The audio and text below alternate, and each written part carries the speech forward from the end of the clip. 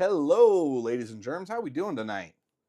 This is your host, Odd Job Entertainment, bringing you another stream. Going to turn my headphones on for just a moment so that I can check the audio.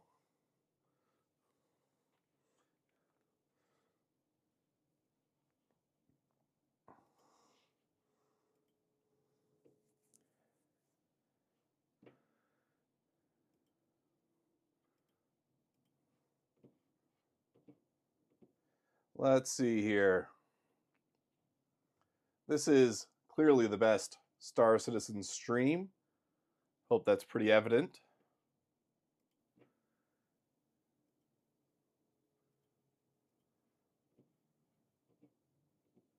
Let's see here. Okay, whew. That had me freaked out. I guess that pause in my vocals was a little longer than I thought.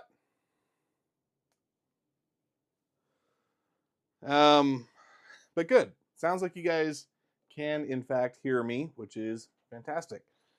Switching to this DJI mic, I think is going to be kind of nice for me. It means I can move around a little bit and not have to worry about sound levels so much, even though the sound channels still are a living hell for me to deal with.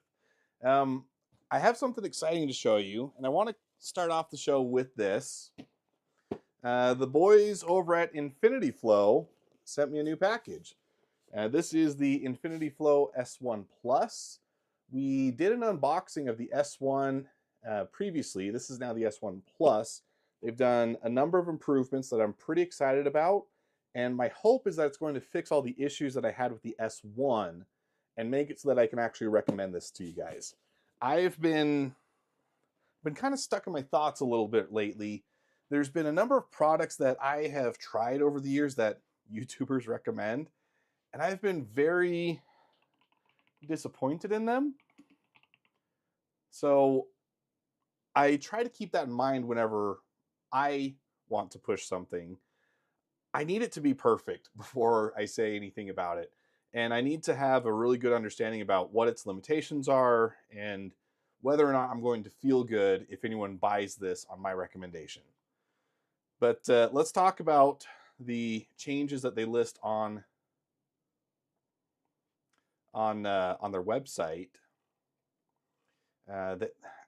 Here we go. No, not quite yet.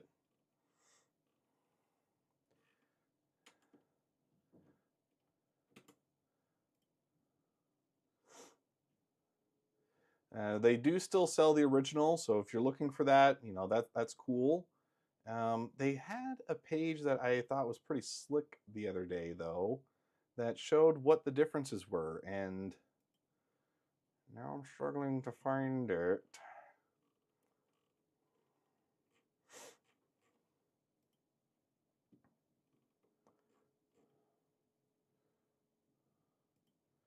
Maybe it is on this page.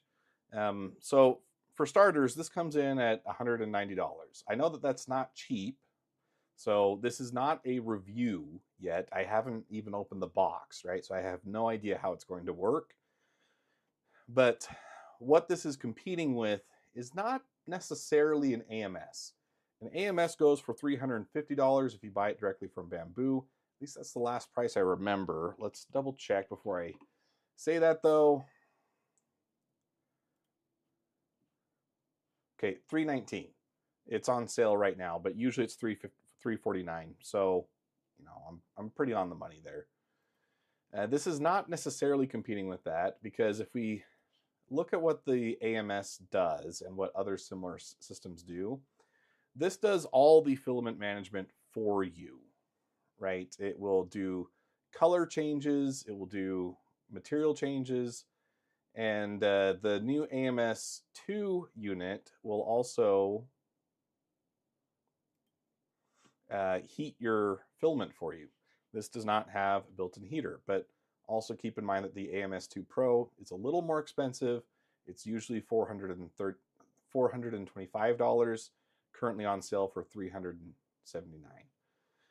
$379. Built-in heater, really good. Not the case here, but they're not really going for the same market. What this is going for is more for people that are doing large prints like myself, and this is perfect for something like an SV08 or SV08 Max, where you have the higher build volume. You're going to start a big print, and then you don't want to have to worry about it when you go to sleep. That's exactly what I see myself using this for, as well as 3D print farms. You know, if you have lots of machines that just do the same print over and over, and you know it's going to be the same filament, so you just want to keep those machines topped off and don't want to have to sit around waiting for the filament change or have the machine wait for you to do the change. This is perfect for those kinds of scenarios where you just want to keep the machines running. And the S1 Plus does make a number of improvements that I'm hoping will fix all of the issues that I had with the S1. This is what I have right now hooked up to, well, it's actually not hooked up. It's next to my SV08. Automatic filament reloads for 1.75 millimeter filament. I think it's kind of interesting that it lists that as a specification or like as a perk, because that is just the standard filament size. There used to be 3 millimeter filaments, but those have largely fell out of favor.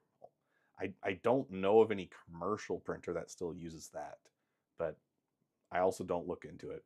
It was also made out of PLA Plus. PLA Plus is a fantastic filament, and for general users, I would generally say that PLA Plus is just fine for about 90% of what you're going to make with a 3D printer. It's only when you need specific material qualities that you need to really look at the more expensive filaments. And even then, PETG, probably pretty good, and it has about the same heat rating as the PLA Plus. But the S1 Plus is now made from ASA, which is going to mean that its heat resistance is significantly higher. ASA does warp a little more during the printing, but if you're getting a good quality part, then that really doesn't matter. All the warping has already done, so what you get is what you got. And ASA is also fairly easy to manage once you know what you're doing. I really shouldn't have even brought up the warping, because it's not something that you as a customer are going to have to deal with or should have to deal with. It's going to be just fine. But what this does give you is much higher heat resistance. And for specific applications, that could be very important. Imagine, for example, you want to put your S1 Plus inside of a heated chamber. Well, now you can do that. The PLA Plus, I imagine, may have had an issue with softening at those higher temps, but now you can pull this off with the S1 Plus. So that's really cool. An adjustable force setting, this is something that I emailed them back and forth about specifically, because when I was trying to use the S1 with my SV08, it would run into the first obstruction and then it would stop. There wasn't any way to tune the force that it was pushing forward with. And this is something that they told me was going to be on the S1 Plus, so I'm really happy to see that here now. Wi-Fi connectivity, filament level usage tracking, those two features, probably less for me as opposed to someone that's running a 3D printer farm, right? If you're having to keep track of inventory, things like that, I could see how those would be very useful, and being able to track it from anywhere in the building, pretty nice. But the way that I envision using this, it's probably not that helpful to me, except that it will hopefully tell me that the printer has run out of filament. But then again, Obico will do that. So it's kind of a catch-22. I just don't see the benefit for me, but I'm really glad that it's there for the users where it does make a lot of sense. Improved reliability and improved wear resistance, that is what remains to be seen. So let's get into the unboxing. I believe that they sent me the 3 kilogram version. That is what I had for the SV08 or the S1 originally as well. So it looks like this may actually be pre-assembled. I'm really kind of hoping that that is the case, because that just means less effort required from me. Any tips on ironing PA6?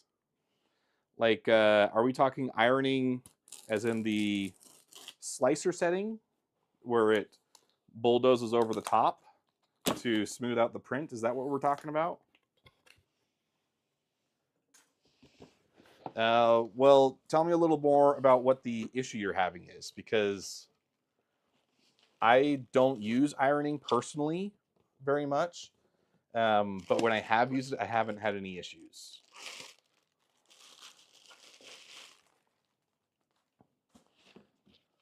Okay, let me tuck that away. That has my address on it, so I don't need to show you guys that. And looky there. It is, in fact, pre-assembled, which I think is fantastic. Let me switch to secondary camera.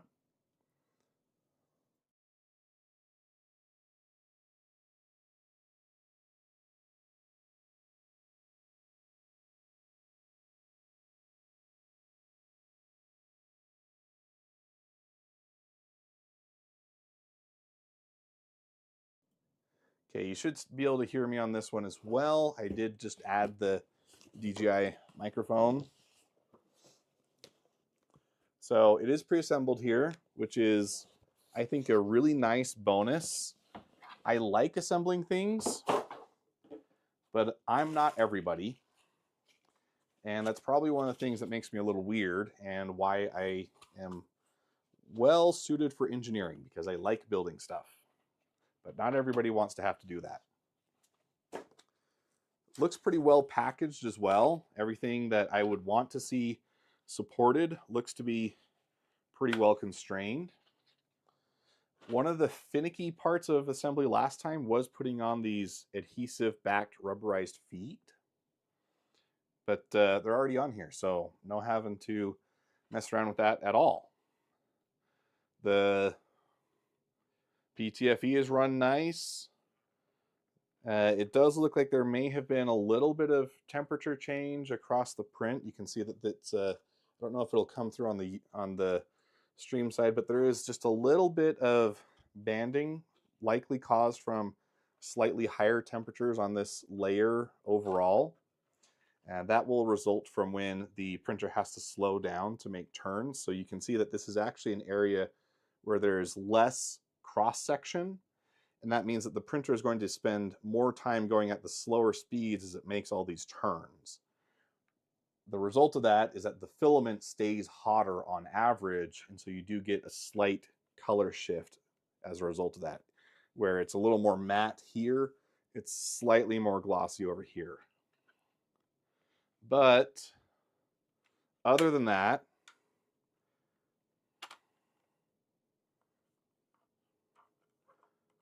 some slight wispiness. I mean, it rubs off with my fingers, so I consider that a non-issue.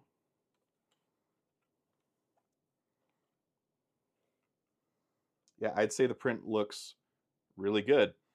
Yeah, no complaints from me.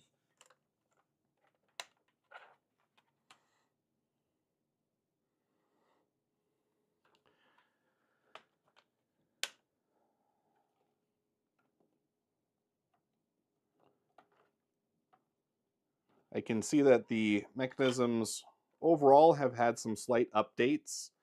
The tension levers on these drive units have been changed a little bit.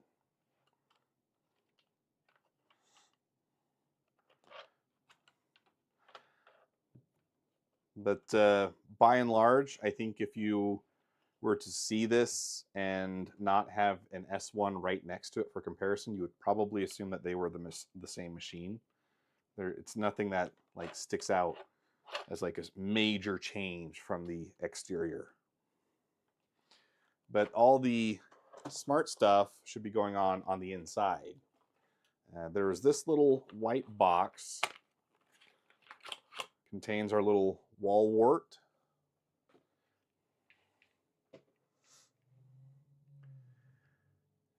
Trying to eliminate all layer lines on top surface. Well, I mean, that is kind of the trick, right? The only bad experience I had trying to do ironing was doing a print out of PETG. PETG likes to get really goopy, as you probably know. And so that didn't end up working very well. It ended up having lots of vertical zits on the top of the surface. But I, I really just, I would say just try it, see what happens. I know that that's a pretty lackluster answer, but it's not a feature that I use all the time. I'm very much a function over form guy, so as long as the print does what I expect it to, I don't tend to really care how it looks. And ironing is one of those features where it's more looks focused. So I'm just not very helpful there. I don't use it. But overall, printer or slicer settings have gotten a lot of love over the years. So if you haven't tried it, just do it. It's very likely that the slicer has already taken care of that for you. Especially if you're using something like Orca Slicer that gets all the best updates before Bamboo Slicer, because Orca Slicer is truly open source, where Bamboo Slicer is not. And that is one of the major benefits of the open source community,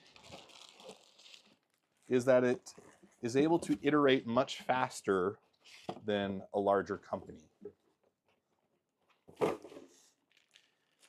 Actually, just the other day, this was about a month ago, I was working on a project where I needed to be able to increase the lines inside the infill section of my print. That's not a common thing to need to do. Usually you just use the infill as a lattice for structural support, and all the strength comes from the walls anyways. But this was a very niche case where I needed the infill to be thicker. And I can't go into too much more detail than that about this particular project because it is still under NDA. Will be part of a product soon enough, so keep an eye out for that. But Bamboo Slicer didn't have it. Prusa Slicer didn't have it. You know, I did have it, a beta build of Orca Slicer. So I was able to do all my prototyping with Orca Slicer using a beta build, and it's great. So sticking with Orca as much as possible means that you're just going to have the newest features faster.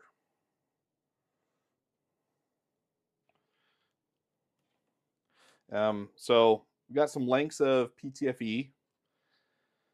These ones probably for inside the machine, probably replacement parts for when the machine wears down. This is your longer line for connecting to the printer. And I know that this is not going to be enough for my SB08. So I have actually purchased PTFE tubing separately that will also match the original. But here we have the new and improved filament cutters. I was really not thrilled with the function of the filament cutters on... Ooh, this is totally different. The original S1 filament cutters weren't that great. I was not very impressed. These ones are using a totally different mechanism,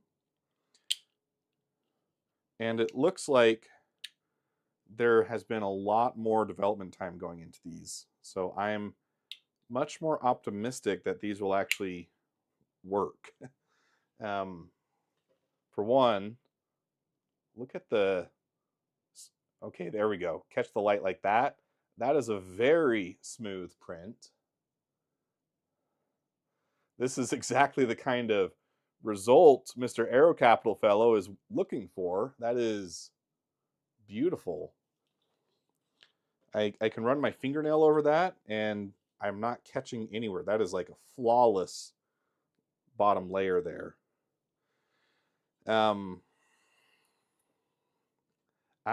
know that. I did just say it is build plate side, bottom layer, but you know, in theory, that is what you're trying to get with ironing. I don't think you'll ever get it this good though. It's really good first layer. Good on them. Got their process down. There's a little 2.2 on that cyan piece. Don't know what that means. Might be a version number. But then from the side, you can see we've got these little bearings. And if I push down on this lever, there's more of a snap motion between the two states. So that bearing is helping it ride smoothly up that cam profile. And then it has a locking position right there.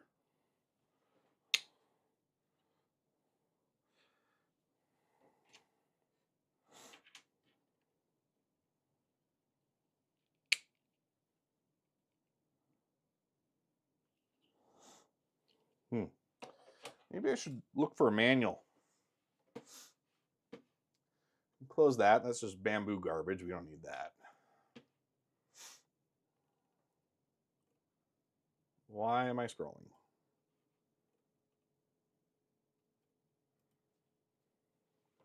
Is a control key held down somewhere? What's going on? Oh, I think I found it. I had rested the the S1 Plus on my macro pad. It was pressing buttons.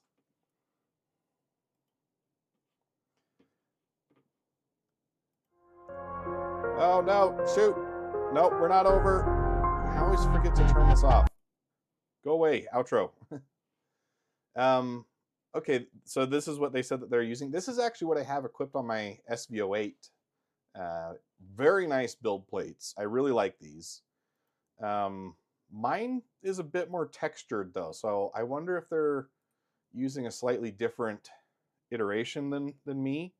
I can see the same kind of gritty texture on some of these parts, but this one was printed on a very smooth plate.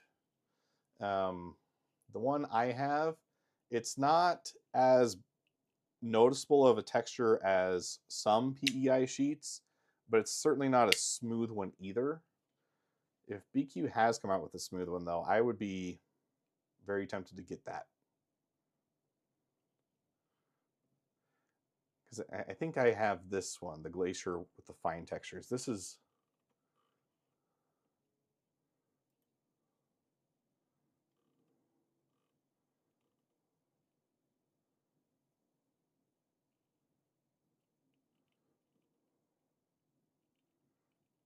I'm pretty sure I have this Glacier one. But it still does still leave a fine grit appearance on the parts. They are great plates though.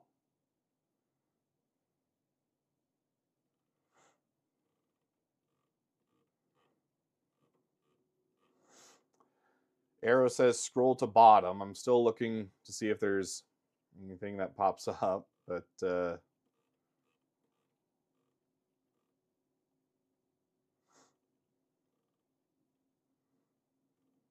it says smooth, but it's not totally smooth. And this is now repeating the same thing it showed before. They're great plates. Don't get me wrong, but it's not... I don't think that that's what this was printed on. This is smoother than that. Because I have one of those downstairs. Okay, filament cutter resources.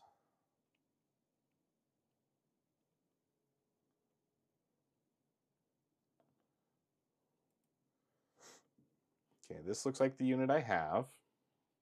So that's a good start. Oh, and it's actually sitting on those little pieces of filament.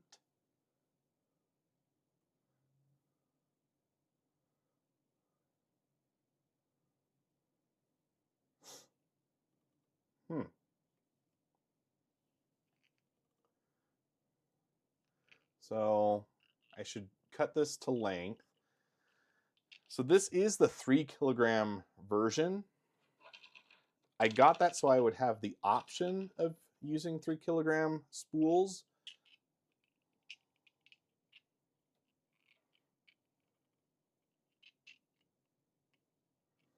But I'm going to cut it to the 1 kilogram length because that is what I end up using most of the time.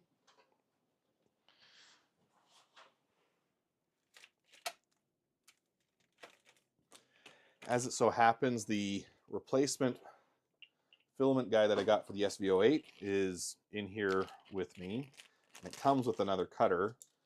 I must have like 4 of these at this point, all laying around somewhere.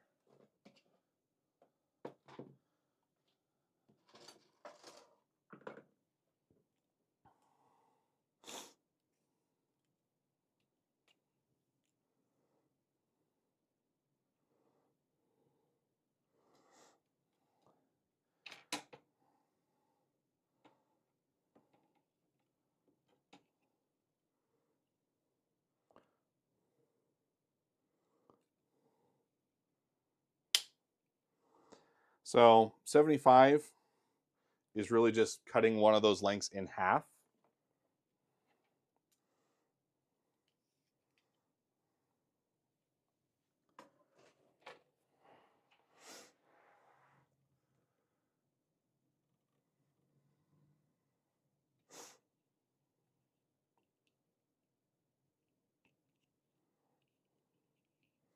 And then you jam it in there. It is easier this time. I was actually able to do it first try. That's an improvement.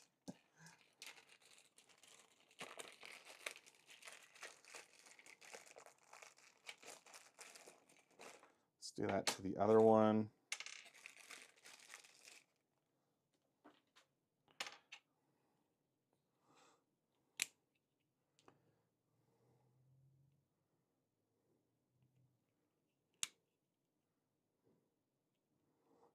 Okay, so those are in.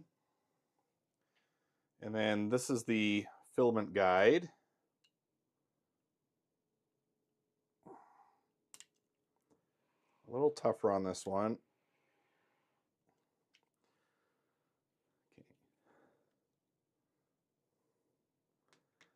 The part I'm struggling with is it's kind of hard to get a grip on this teardrop shape.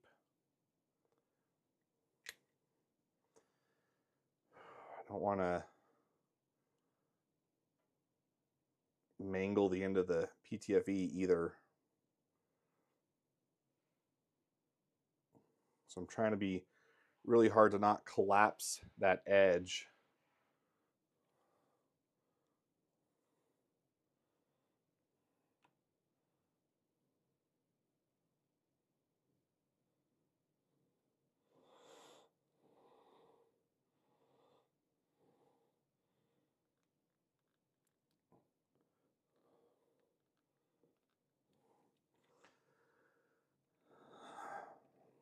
Okay, that's on there. Let's do that to the other one.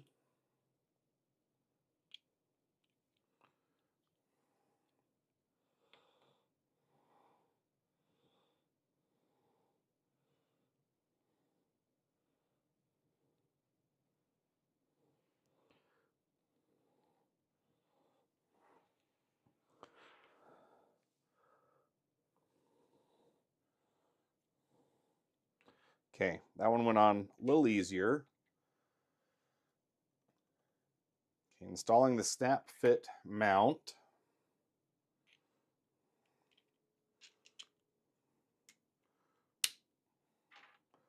On both of them.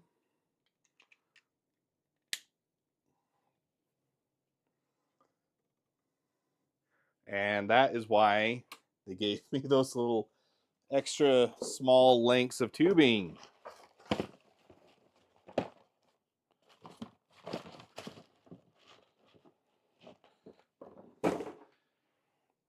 This is why you're supposed to read instructions. I struggle with that.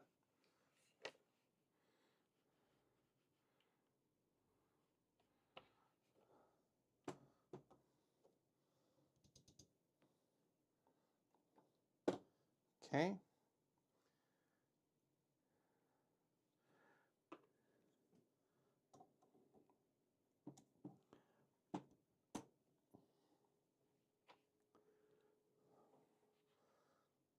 I'll switch to this one.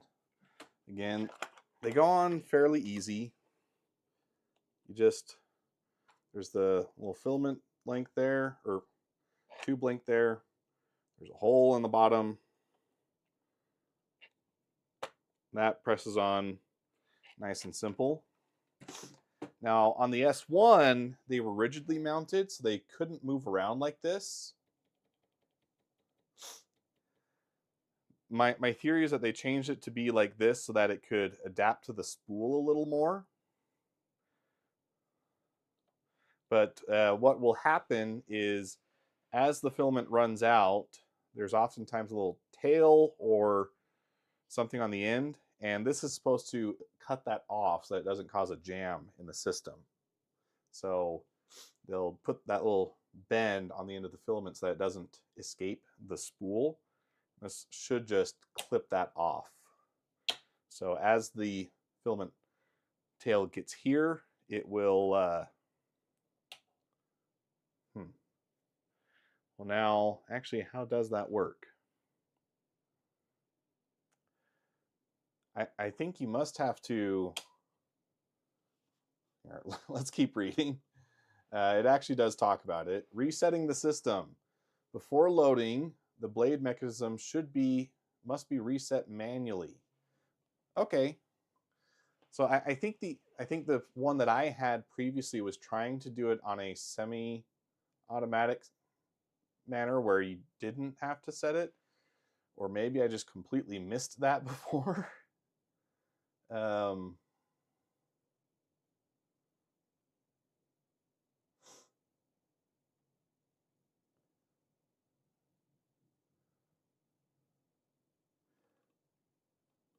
But yeah, you just preload it once you put a new spool on, and you just push this lever up so it starts there, and then you just slide it up, and you have two options. You can set to the first one, which is detent 1, and it says that's easier to trick. And then you have detent 2, which requires a little more force. I'll go with detent 2. It says that's the default. But then once the tail runs into that, it will be pulling on the filament guide, which will trigger the blade to cut. So I'm pretty optimistic. I think this is going to work.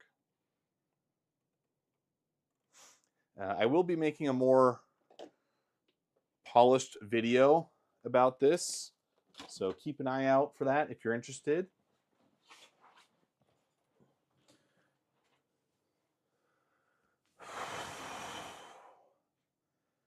But yeah, so far I'm very impressed. It looks like the guys at Infinity Flow have really done a lot of homework to make this a much better product. So I'm very hopeful that this will be better overall. But now,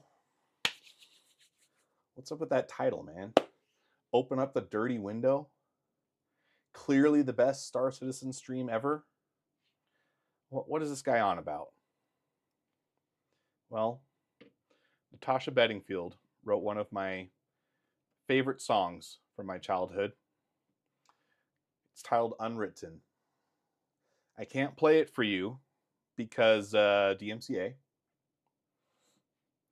but it is a beautiful song that really speaks to my heart.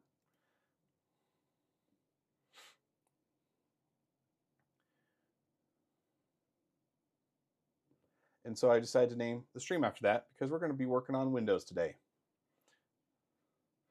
Link it in Discord. There you go. That's smart. Look at that. But I'll do you one better, Mr. Aero Capital Fellow. I'll perform the first verse for you right here. Staring at the blank page before you, open up the dirty window, let the sun illuminate. Wait. I just skipped a line. Dang it. Ah!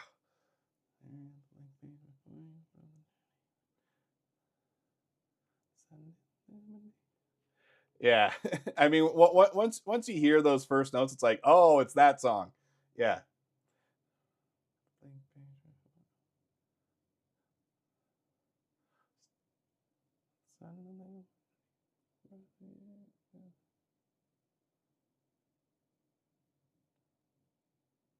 For the life of me, I cannot remember. I cannot remember the lyrics right now. That's what I get for trying to do too much. But let's get that image that we worked on last time up.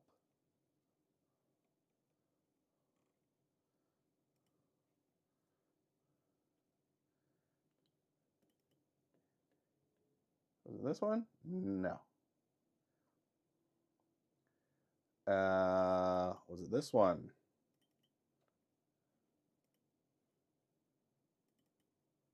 Just open the photo. There we go.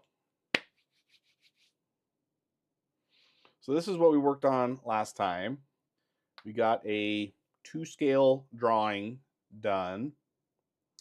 This time, I want to hone in on Windows, not the Microsoft software or malware, depends on who you ask. But specifically these things right here, these windows to the soul of a spaceship.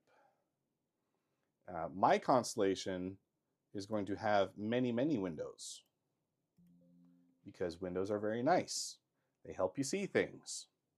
And I don't understand why CIG is so opposed to them, but I like windows. Whenever I open Krita, I don't know how to... I would like to bypass this screen because it doesn't actually help me anything. Discard all. I already did the work I need with that, so we don't need it.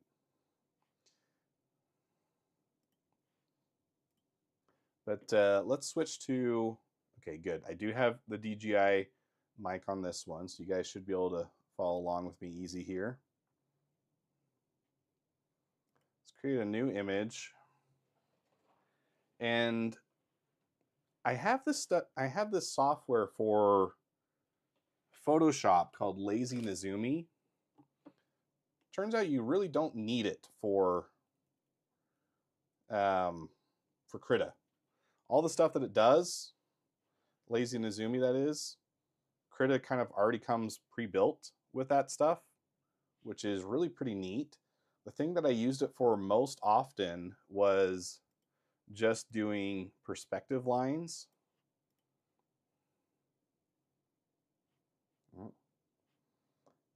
That's why I'm still on eraser mode. Let's turn that off.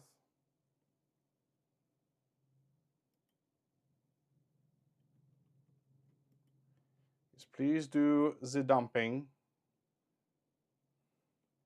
Okay, this part is a little weird about Krita. You see, I'm on an eraser tool. I turned off eraser mode, but I'm still on the eraser tool, so it's not actually painting with, it's not dumping gray. Now it should work. There we go. Let's do a little lighter gray though, so that it stands out from the desktop background there. And then down, which one is it? This one is your perspective tool.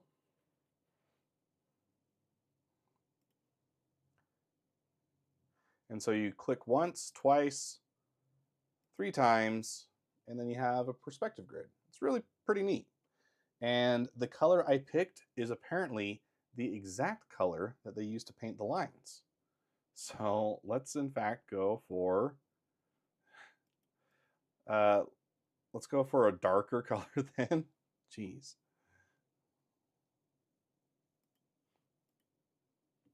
There you go. Now you can see them. And then I'm going to do this as, can I go lighter? Let's do that. I was going to say I could do it as just a, like I could paint with lighter lines, but I'm not smart enough to do that. So I need to have lighter background and paint with dark lines. But yeah, see how easy that was to set up in Krita? This is not something that's supported natively in Photoshop without doing a bunch of hacks to do a workaround. Photoshop is first and foremost for photo shopping.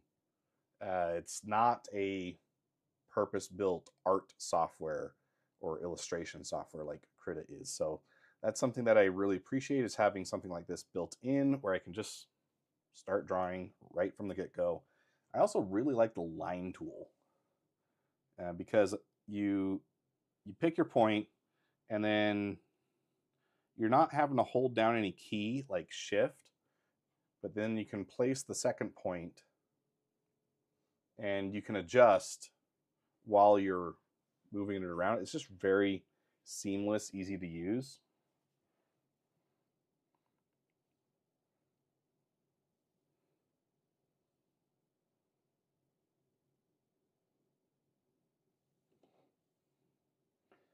But just like that, we can paint a nice little rectangle in perspective.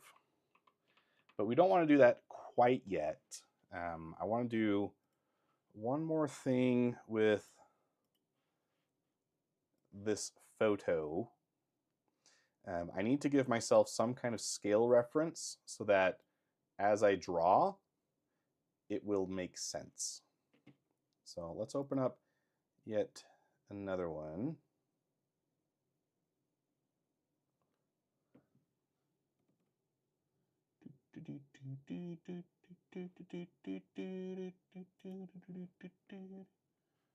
Release your inhibition, feel the rain on your skin.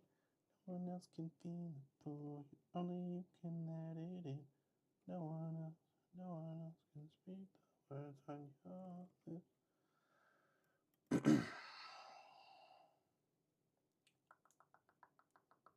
I don't think I saved as a Krita document. It's kind of dumb. Wait, yes I did. It's right here. So let's open this up.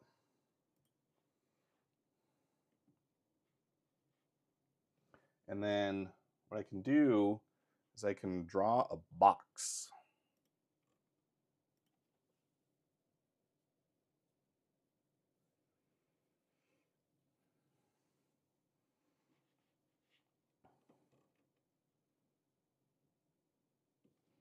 And let's make tool a little smaller. If you're wondering why I keep zooming in, it's because this Huion macro pad has been really chafing my butt lately. It's supposed to allow me to hit the center button and switch modes. That center button isn't doing squat right now. All it does is seems to be doing a left click. It might just be some software problem where it's software conflict, I mean.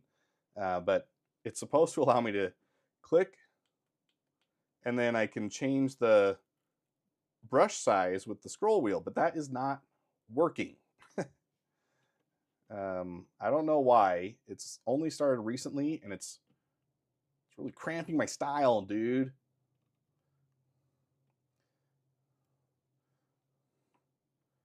But now if I hold shift while I'm dragging this, it will do a perfect square. And I didn't want that to be filled. Let's try that one more time. One more time.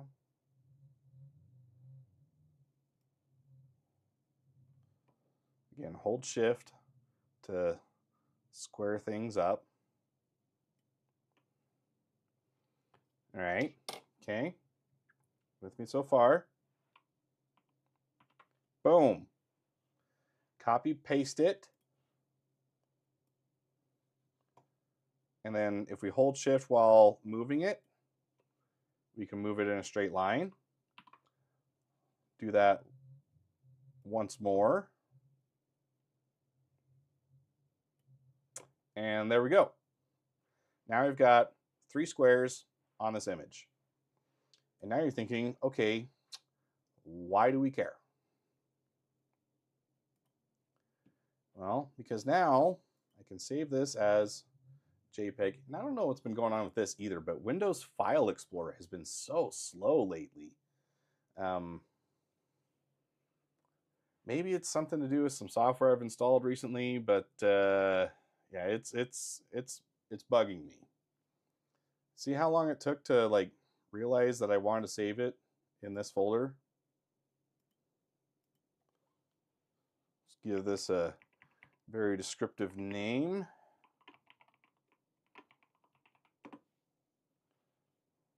And we can save that at full fat because this isn't being uploaded anywhere. I usually have to degrade the quality of my images because I'm doing thumbnails for my channel. Oh, and clicking on OBS doesn't do anything, of course. You have to actually click in the correct window. Okay, so on my main screen, I've got this image pulled up. All right, same one that you see here, except now we're going to close it in Krita because we don't need it anymore.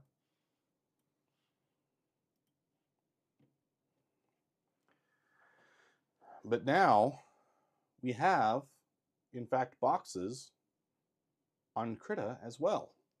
And we can directly use those for our drawing.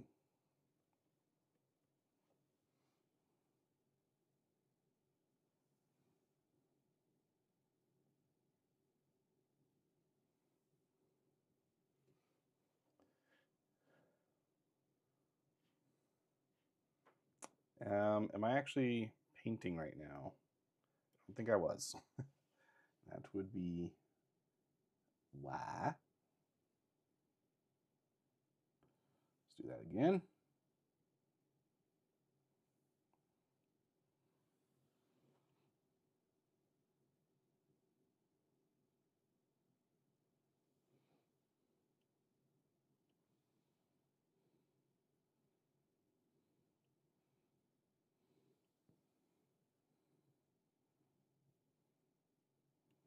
Okay, so now we have an outline of the 3 boxes from our other image. Is there a way that I can get it so that you guys can see that at the same time as this? Let's see. If I do image,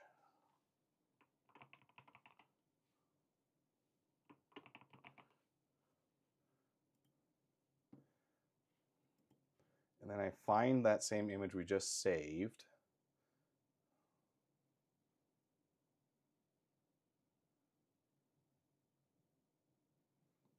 and wait for File Explorer to load.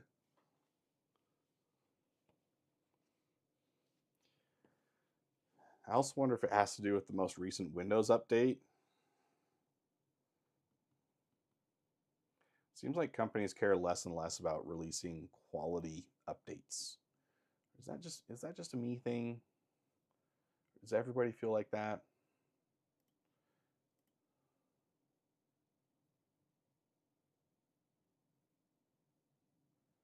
Okay, so now you guys can see only the image. If I do this, hey, look at that. Hey. So the only thing that you're going to really be missing on the Krita side is the color selector. I don't think anyone's going to be too hurt about that, right? But now you can see the same reference image that I'm using as I do my drawing here. So now any vertical lines are going to be, or anything that is vertical in the scene that we're trying to paint is going to remain vertical here. And it's pretty easy to get an approximation of a vertical line by just getting it to line up with the vertical line on your tool. So like that. And if you do go up, then you still have this line going up to the right. That's indicating the perspective for this line. And if you keep it lined up with your tool, then it will remain in perspective. And then I draw this all the way over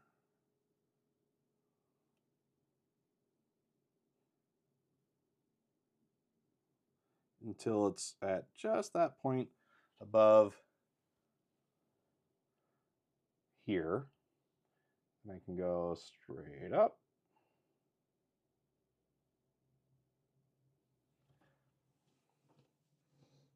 Like so. So now the area that we're actually trying to paint, it comes in a little bit from this back edge. If you look at how those walls line up, there is a point right about here where it crosses, and then it ends here for that back wall. So we can do the same thing, and these perspective lines will help us kind of keep everything looking right. So it does something like that. And then this line does still continue to about there. And then we might not be able to see this section here because it would be occluded from our view by the front-facing diagonal section of the wall.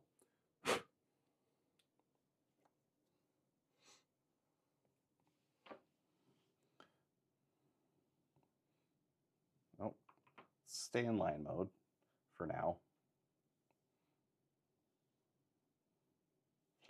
So comes to about there.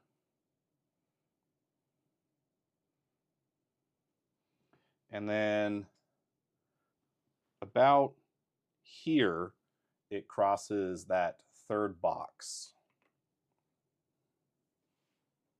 So I'm going to have to zoom out a little bit. And I just want to put my line such that it does that crossing at about the right spot. And then we know that this line actually comes out to meet it over here. So we can do that. And by doing so, we've actually extrapolated a little bit from our boxes. So we've added on to some of the information that we have here. We didn't have to go in and draw a ton of lines to do that either. So now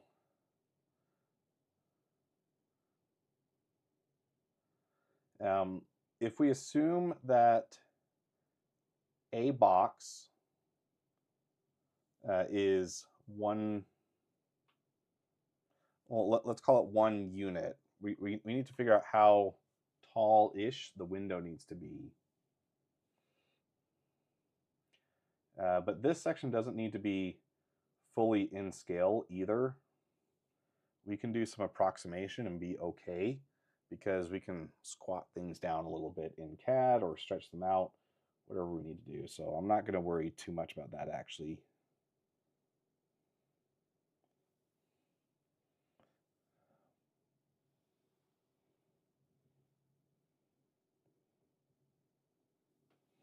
Connect those two. All right, now we have enough information to finish off our inclined sections.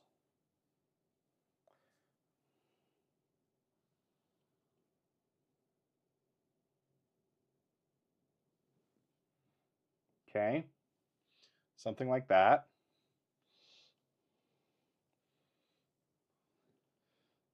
Let's switch to a slightly different brush.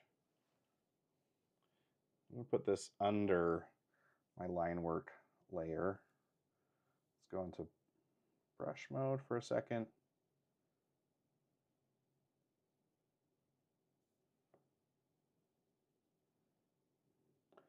I'm going to give this a solid gray color. That's going to kind of tell me that this part is not seen.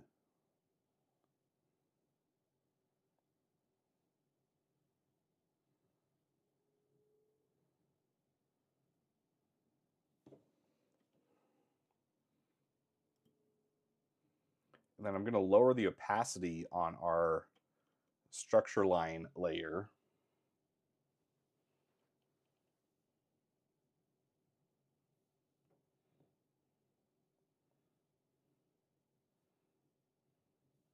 That's going to make it a little easier to draw over it. And then I can switch to eraser mode, clean up a little bit.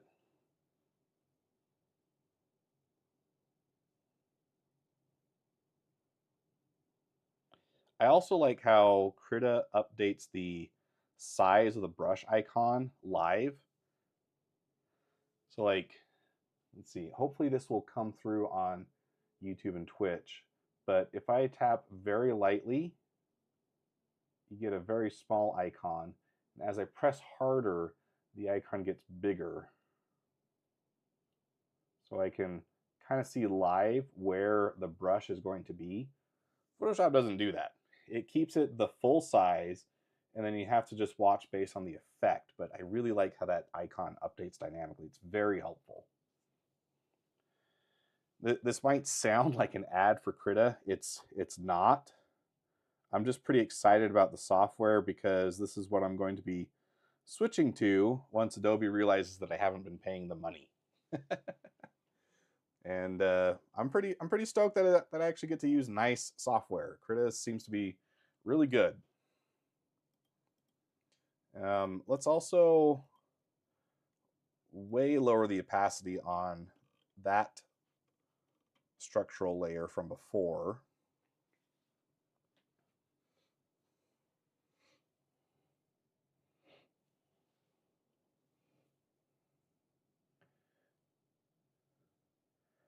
And then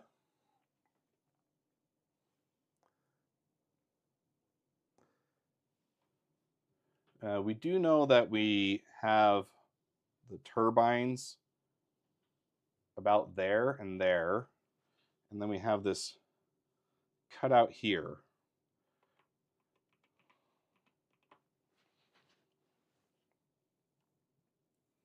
So the one edge of the cutout, fairly easy, just comes straight forward.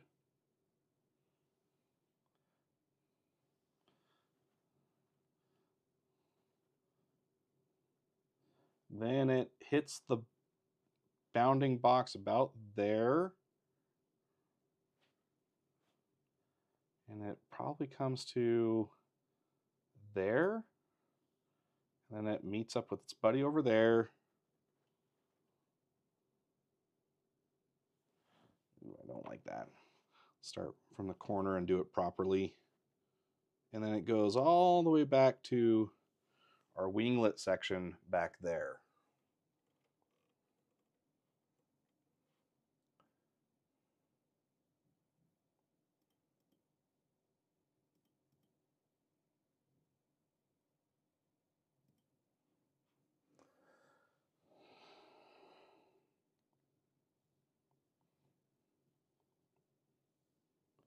So let's turn off brush mode or line mode. And we're going to get rid of this line here.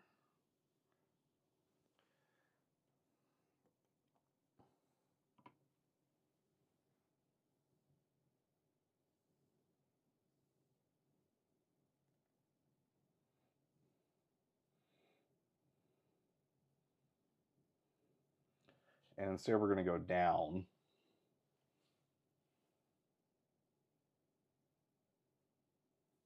Something like that.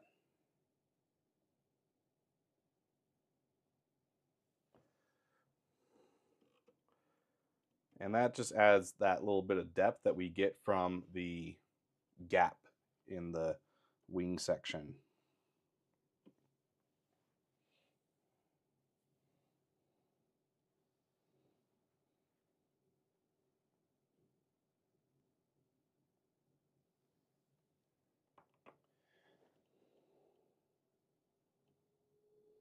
Yeah, I am in fact on the right layer. Okay, let's get a frame going for our window.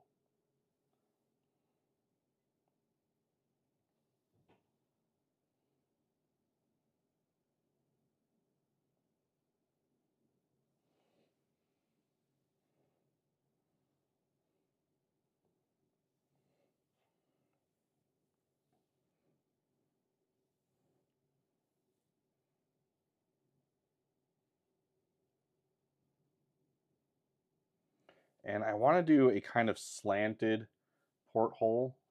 I'm thinking that that could look really cool.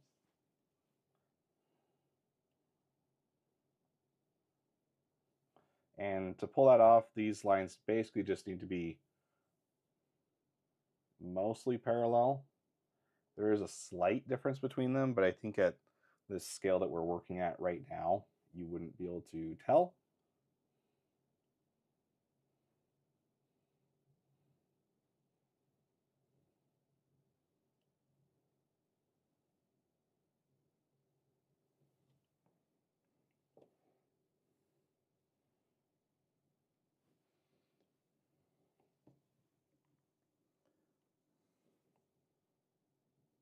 But I don't want these to be infinitely sharp corners. I want to round them off a little bit.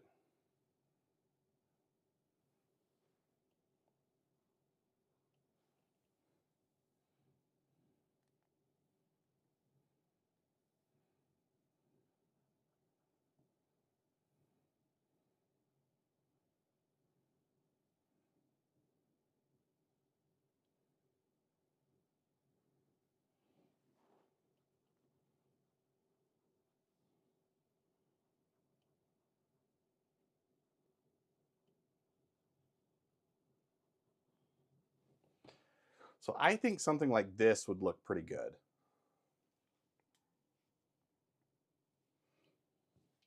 But what do you think, chat?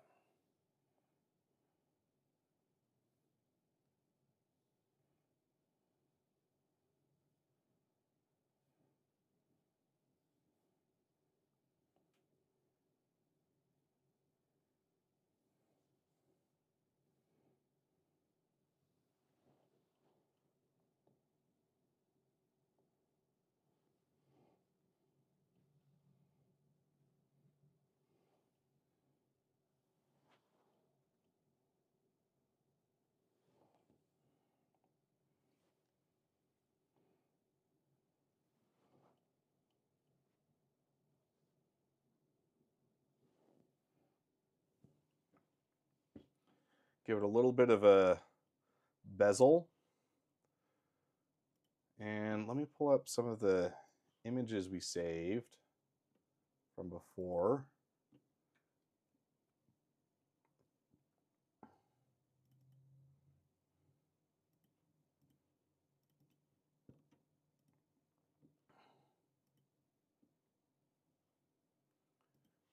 Surely one of these shows a window, right?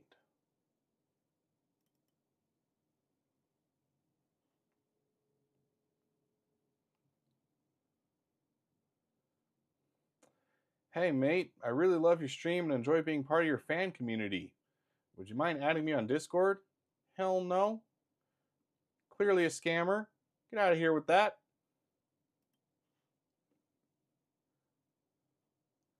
What do you take me for? Some kind of loon? I am not a Canadian coin.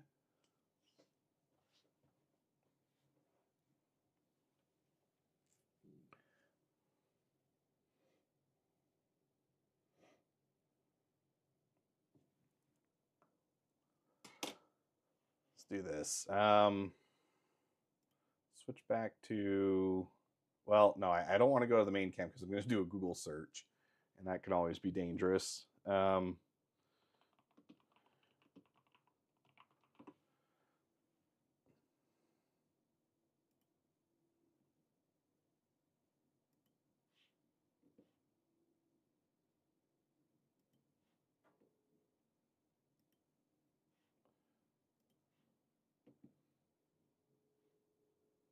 The problem is CIG just really doesn't have a lot of reference material for what a window looks like because they don't put them in their ships.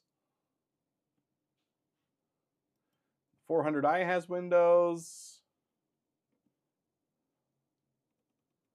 Some small windows. The other thing that I need is a sense of what the greebling should look like.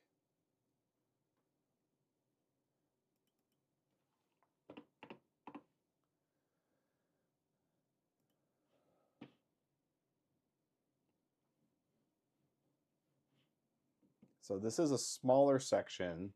So I need to be looking for the kind of greebling that shows up on smaller parts of a ship.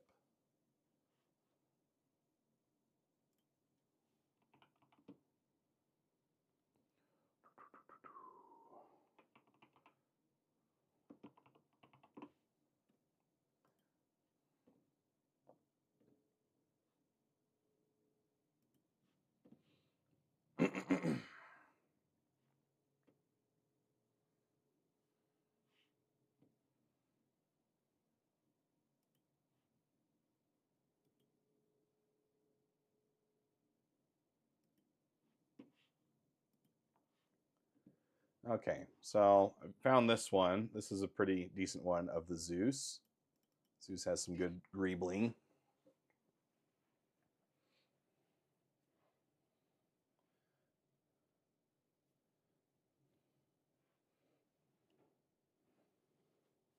So let's add kind of like a fuse box looking thing over here.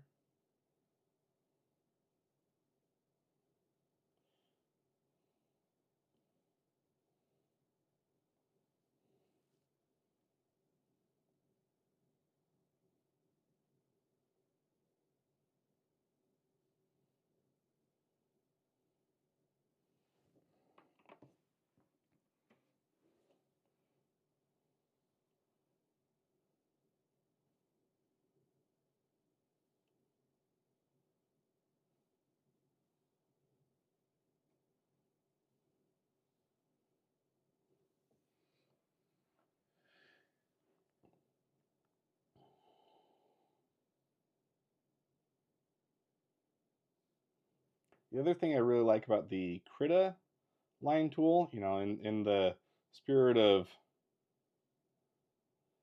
just raving about Krita, as we've been doing so far, is it's also pressure sensitive. I don't have a good example of a brush right now, but you can actually change the pressure, it seems, as you go through doing the line, which is kind of cool. It's too big.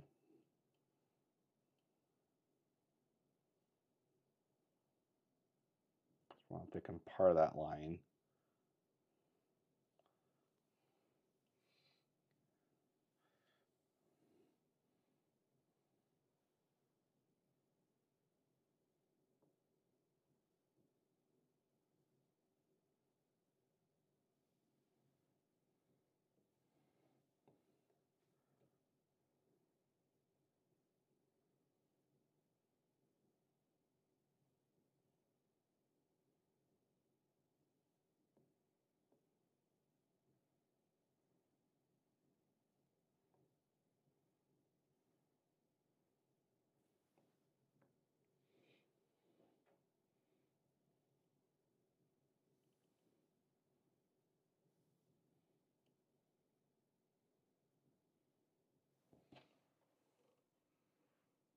So, I mean, I think that looks kind of cool.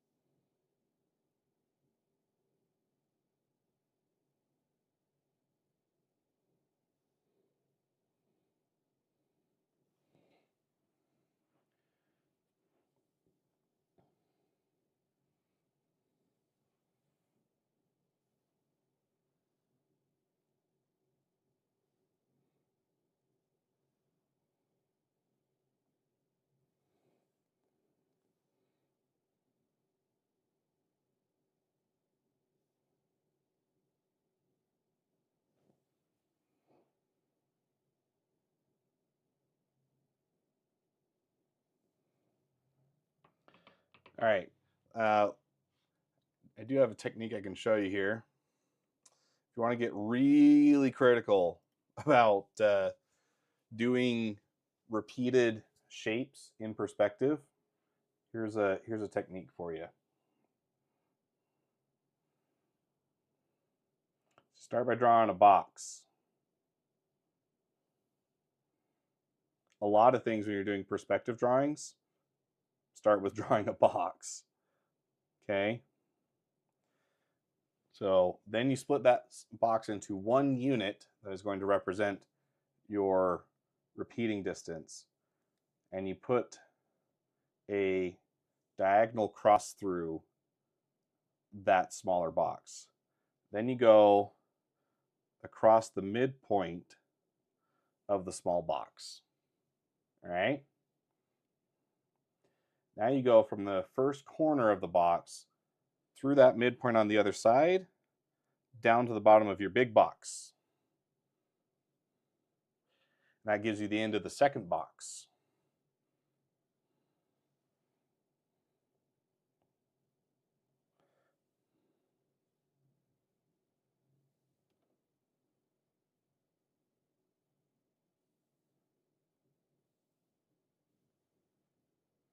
Except they're ending up bigger. Why are they getting bigger? They're supposed to get smaller. What am I doing wrong?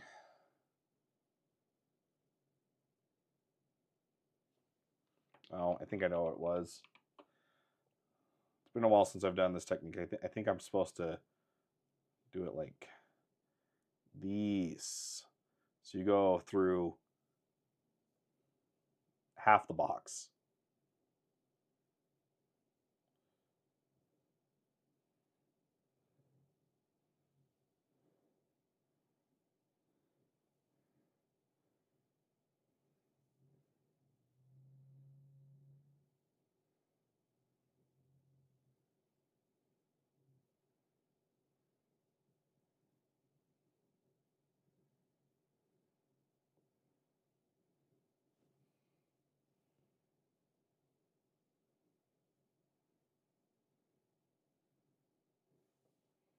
Yeah, I think that's right.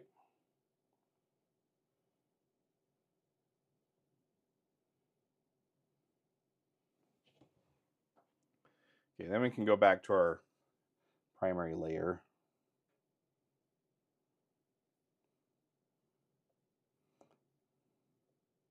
And we can turn our series of boxes into a vent.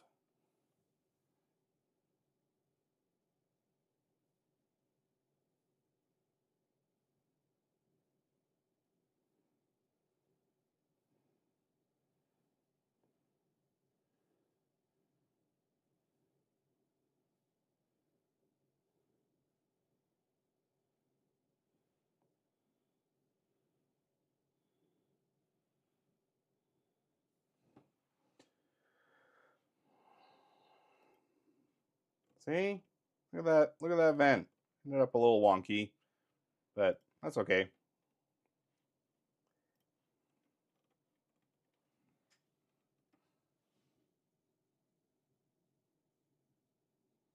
Add some shading to that to imply some form.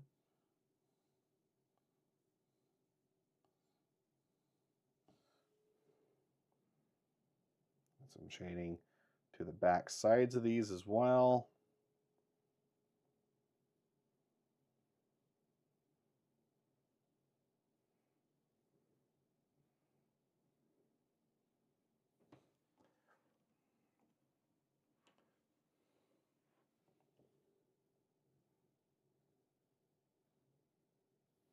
Give this a bezel.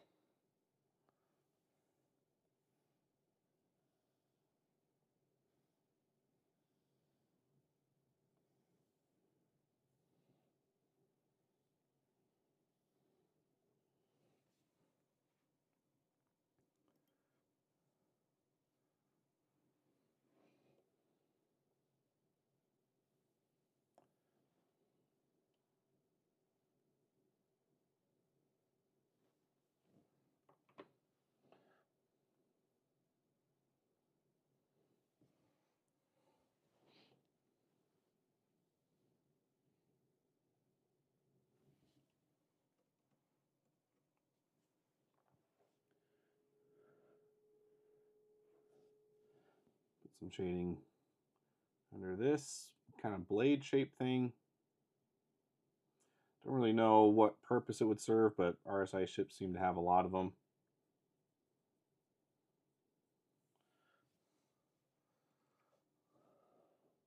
Let's put just a little shape breakup. Maybe that could be like a light.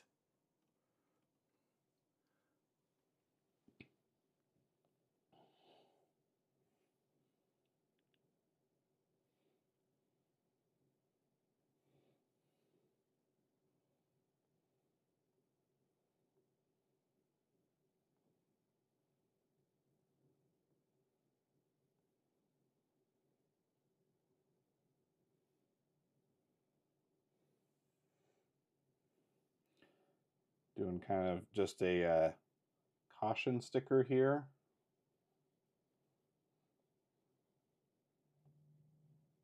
Or a maybe it's more of like an attention sticker. Thank you for paying attention to this matter.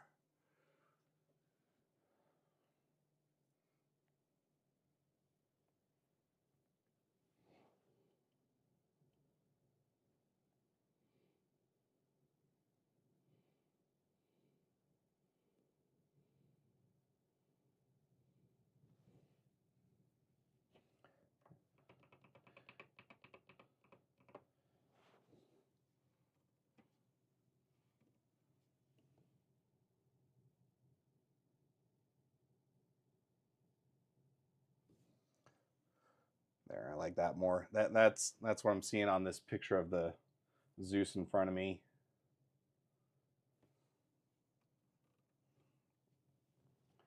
Let's add a little gas tank of some kind down here. I think that would look good.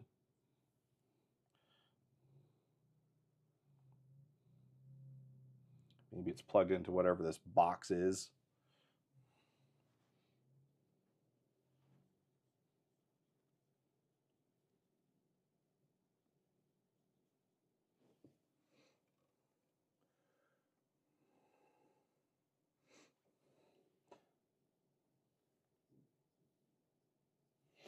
There, now it's glass. You didn't know it was glass before, but now it's pretty clear.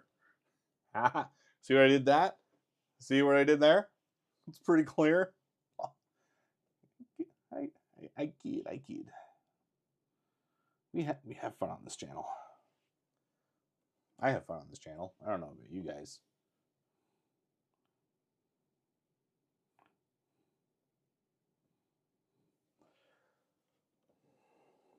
I like that little kind of a center beam. I think that looks all right.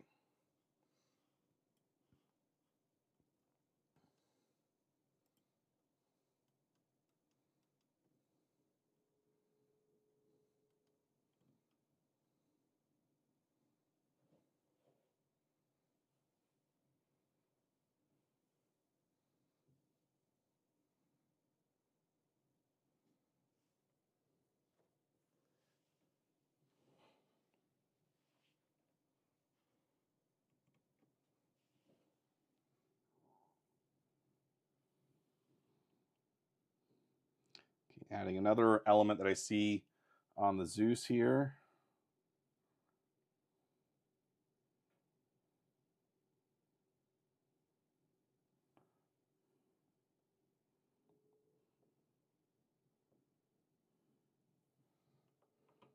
I want those to be slanted more.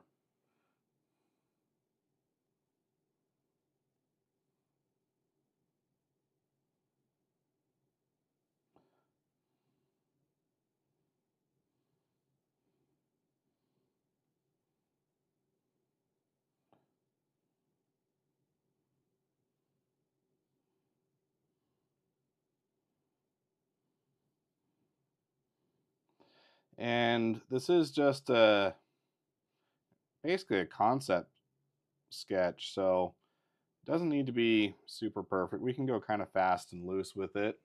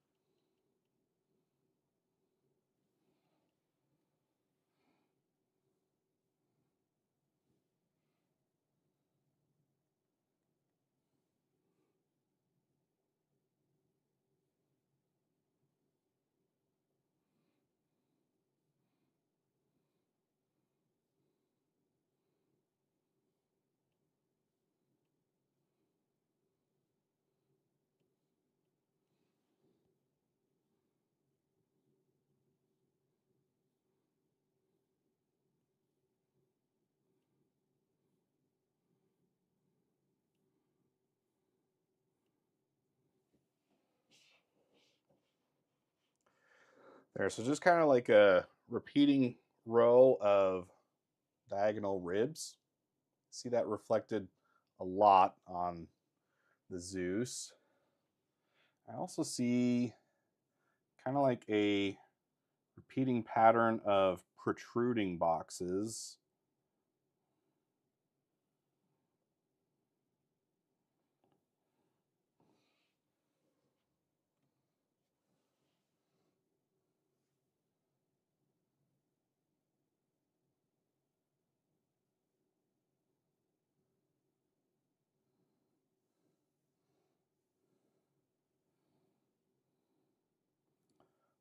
Let's do that to speed it along a little bit.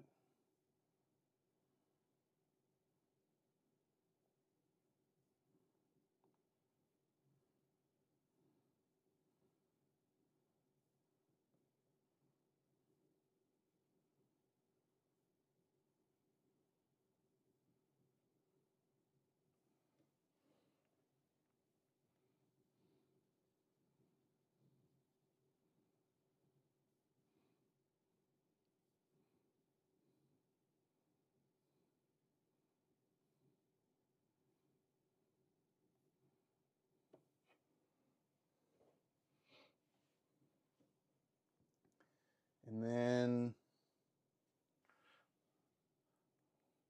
some of those have kind of like a little decal there. Something like that.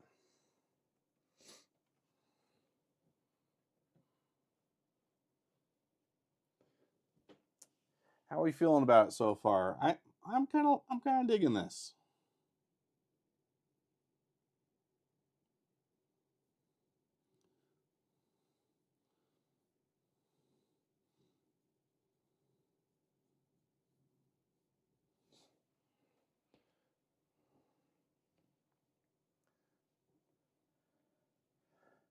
Now I want to add some panel lines.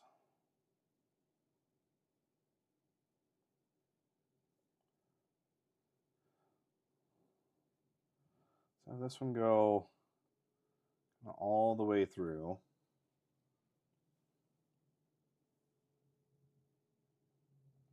And let's split off from it there.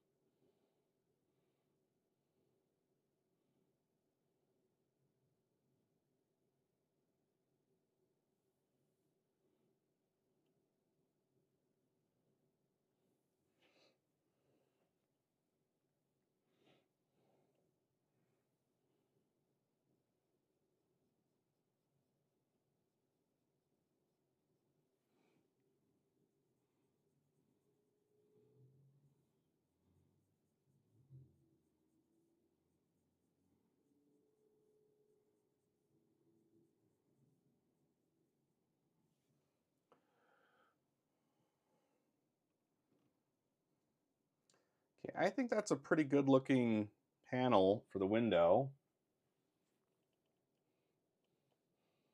For my next trick, I'm change that to multiply. I'm going to add a layer below that. Pick a cool gray color.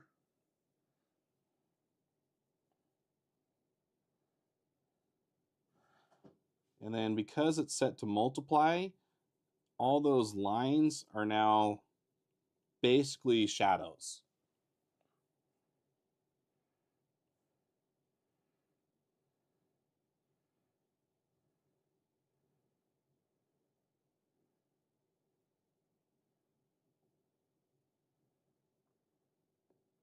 And it's not a perfect way to do it.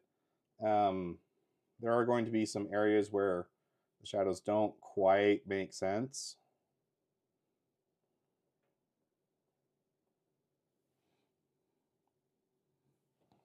like the top of this box that I'm painting next to right now.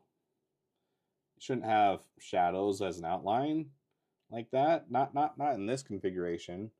So they're dual purpose. They are outlines, but they're also shadows.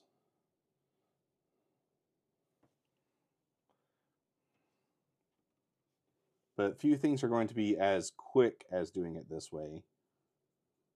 And that's what I'm kind of going for at the moment.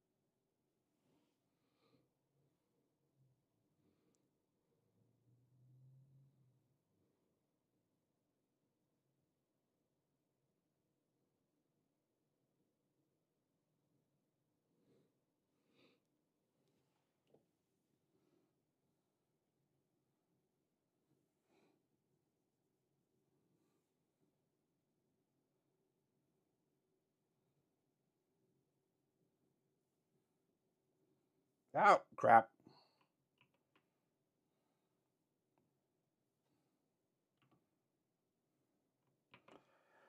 I've always struggled with bumping the the buttons on my pen. I've never quite got used to not pressing those. It's because I hold my pens and pencils like a toddler. Grab them like this. So guaranteed writer's bumps and guaranteed struggle with styluses.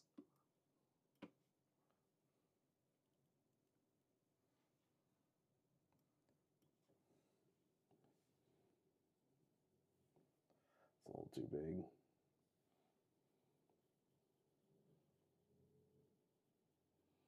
Oh, we're cooking with gas now. Look how fast that's going. Wish my little macro pad was working correctly. Then I wouldn't have to struggle with brush size nearly as much.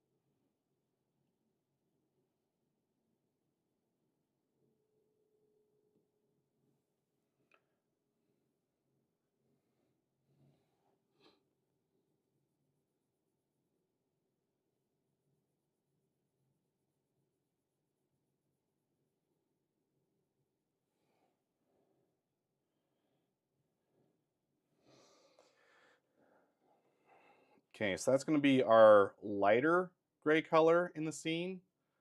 Let's do a darker gray color now.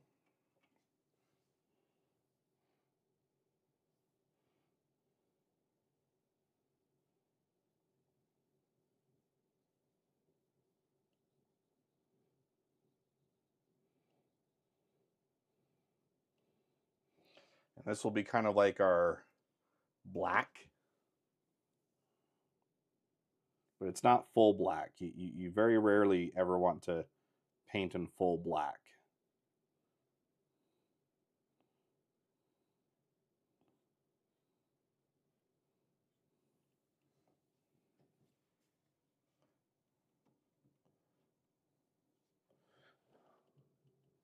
Let's go for kind of a mid-tone now.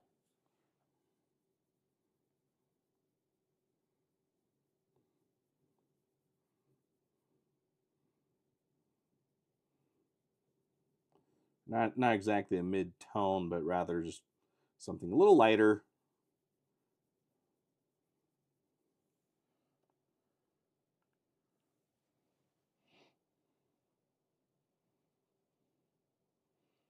And this is kind of giving me, yeah, that was definitely a bot, Wills. I know.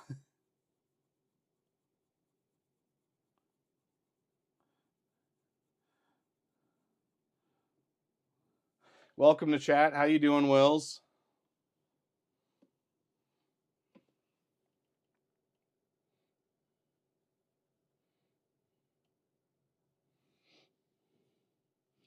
Playing a new space game. What space game could possibly take your attention away from Star Citizen? What has caused you to be unfaithful, brother?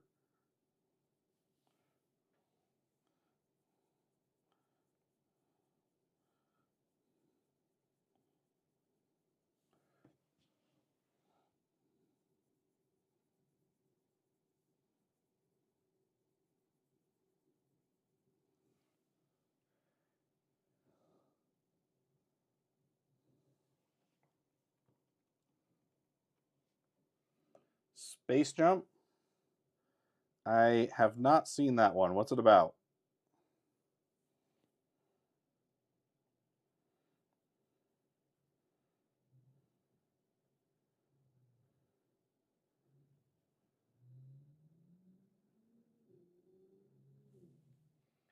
$20 early access game?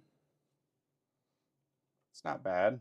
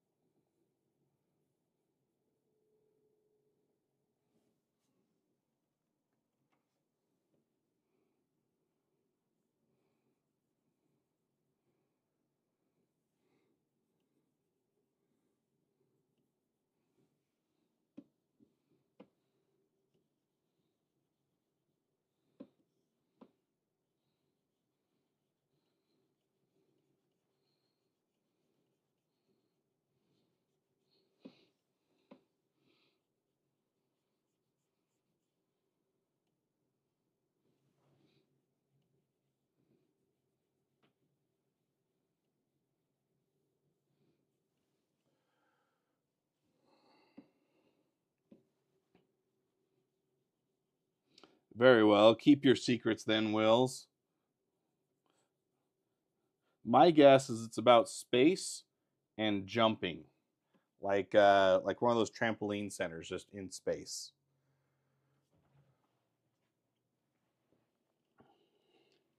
Okay, I want to make this tank a blue tank. Maybe it's like a oxygen tank. A little blue oxygen tank.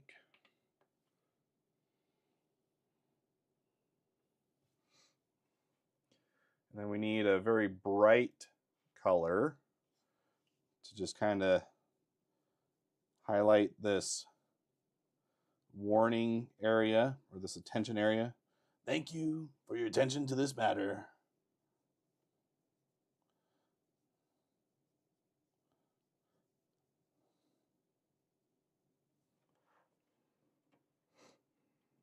Don't worry, I don't end all my tweets that way because I don't have a Twitter.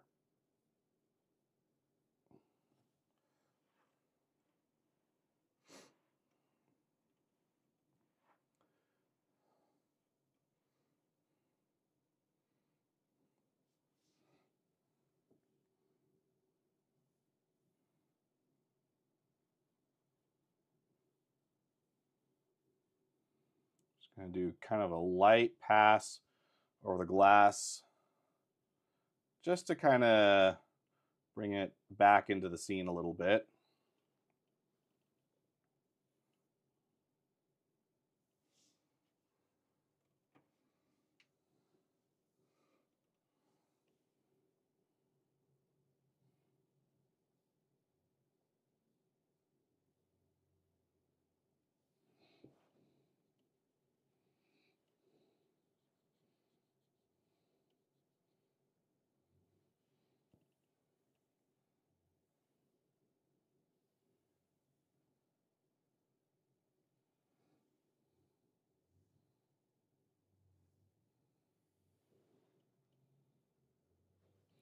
And give the window a little bit of eyeshadow.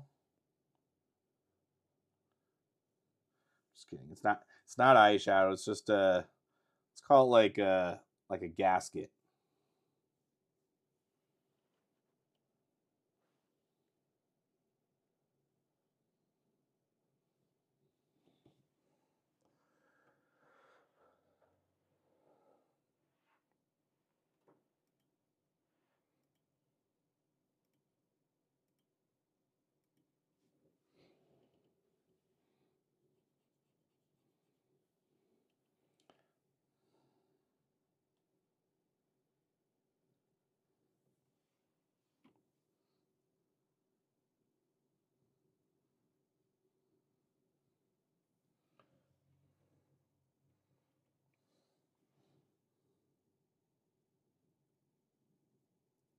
Just adding some more little shadow details and another multiply layer.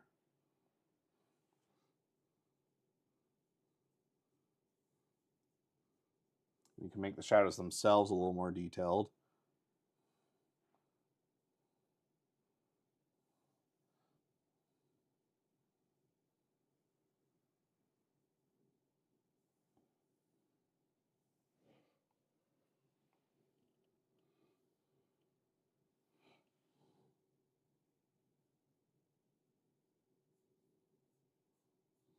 Add some little highlights on some of the lighter areas.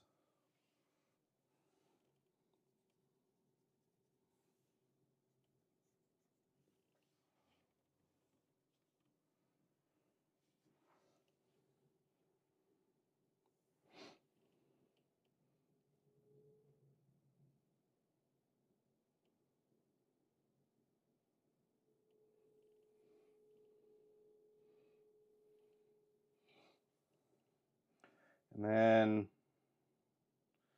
I'm going to pick that color. I'm going to shift just a little bit. Put this line under that one. Create a quick clipping group. Ah!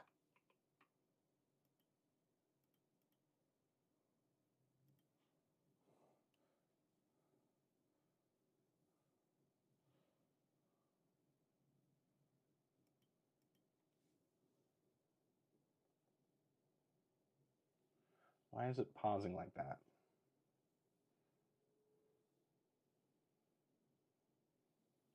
Oh, it's because I'm not on the mask layer.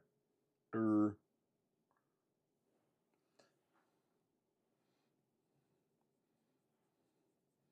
then we can give just a slight color variation. And we're sharing the same alpha transparency as the layer that it's a child of.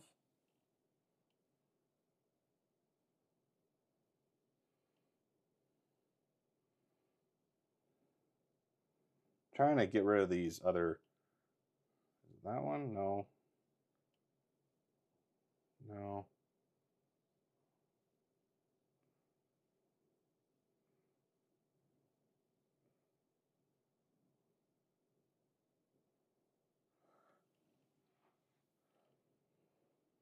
All right, let's do this instead then. I'll just erase these lines. We don't need them anymore.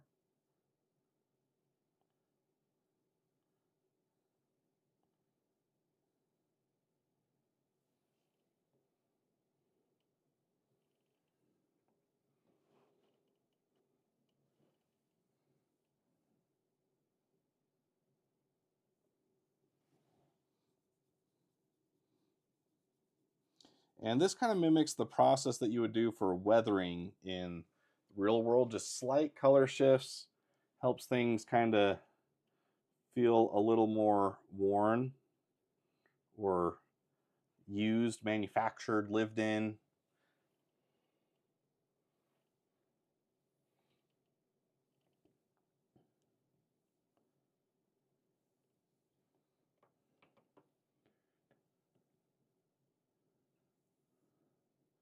Bring that down a little bit. There we go.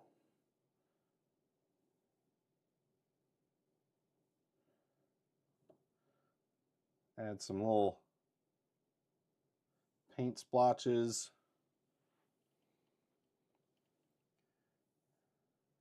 And then we can go over those same areas with a airbrush, soften them up a little bit.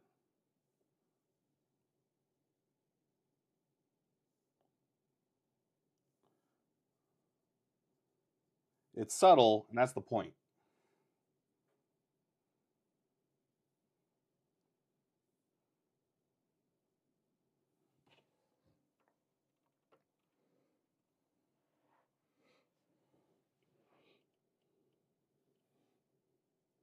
Got to paint this panel. Why didn't you guys warn me?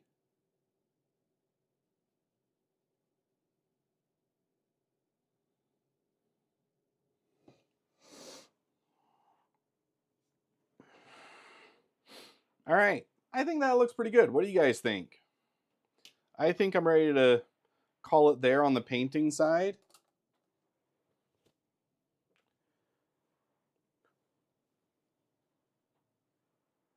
I think what I'd like to do is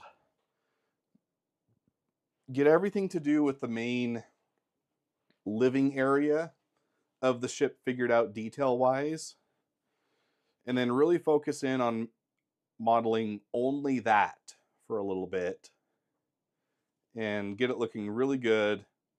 Print it, paint it, detail it, do all those things, and then move on to another section. So this window is but one of those sections we've got to do. But I feel pretty good about that. I think next time we'll focus on adding some turbines. Or maybe I will do that between streams.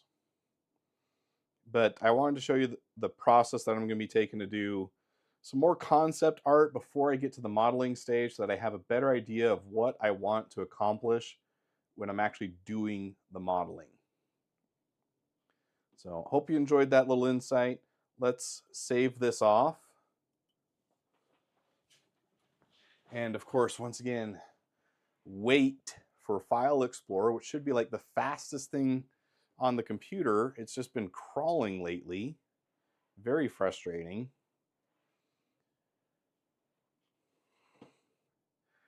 And I'm going to get rid of the Connie window because otherwise I will forget to do it and it will be up in like the next 5 streams.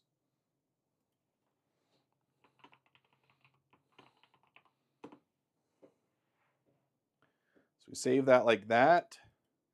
And then we can close Krita. And I'm going to take a quick bathroom break. I will be right back.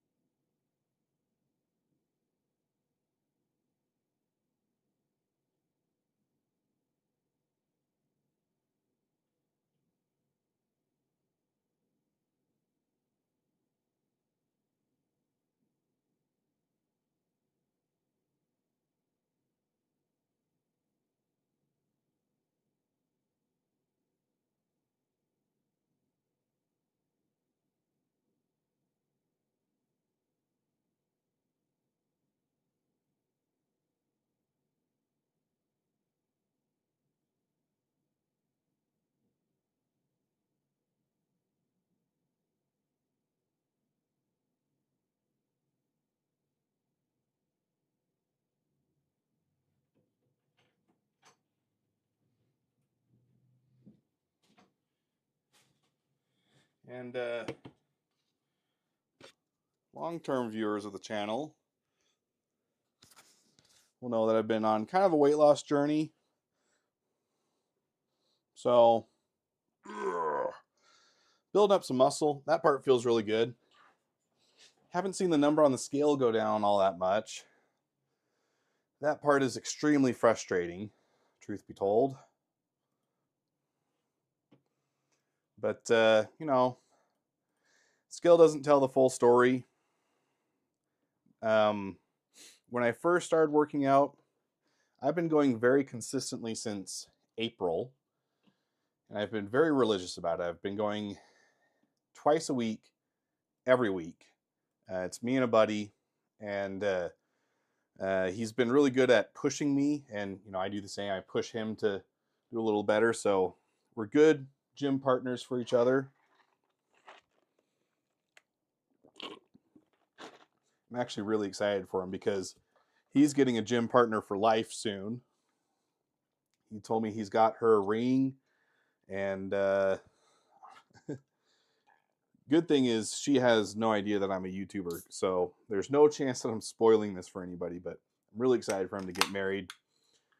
Hopefully that doesn't get in the way of being my gym buddy, though. I don't want to have to find another one. But when I first started, embarrassingly, I could not lift 90 pounds. Well, no, that's not true. My starting bench was 90 pounds. Now, I'm up to 220. And that feels really good. This is on the machine. It's a little different when you're on the free weights. Free weights, I'm still a little lower than that. Just because, you know, there's a lot more stabilization that you have to do when it's on actual bar bench. But machine weights, I'm doing 220. I was doing 165 yesterday on the incline bench press. So that's going, you're like a, oh, nope, let's do it with the left hand. It's like a 30-degree incline. Shoot. Ah, my YouTube career is over. I can't believe I just did that. We're talking about weightlifting. No one clipped that. That's terrible. It's a 30-degree incline bench. I was able to do 165, so that feels pretty good. I also, when I first started going, I could not do a single lap in the pool without getting super winded. Now I'm able to do 4 laps without having to stop, and that feels amazing. I'm really trying to have me focus on the growth and the positives because I know I've still got a lot of improvement left to do, and the weight isn't dropping off nearly as quickly as I'd like to see it go. I've been religious about dieting and exercising. I'm doing them both. I'm really watching my calories. So I feel like it should be dropping off. I'm going to have to go into a doctor and see if something's going on because it's just like static. And maybe I'm just being a little unrealistic because I don't know how quickly you can actually gain muscle and if that could be fully counteracting the effect of the scale number. I don't think you can grow muscle that quickly though, which is the part that has me a little concerned. It's like, I mean, clearly I feel more muscular, I look more muscular, but I'm worried that I'm not dropping weight still.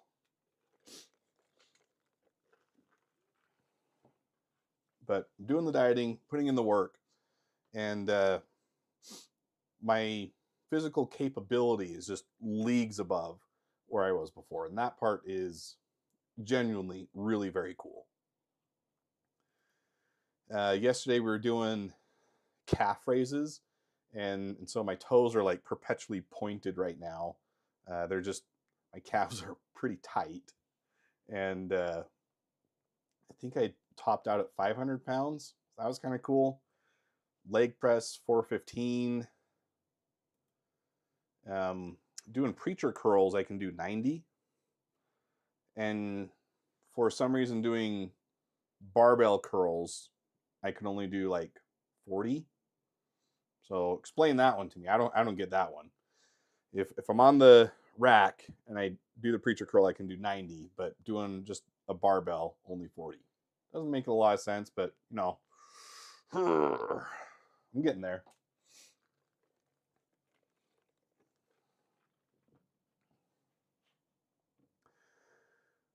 Let's get into Star Citizen though.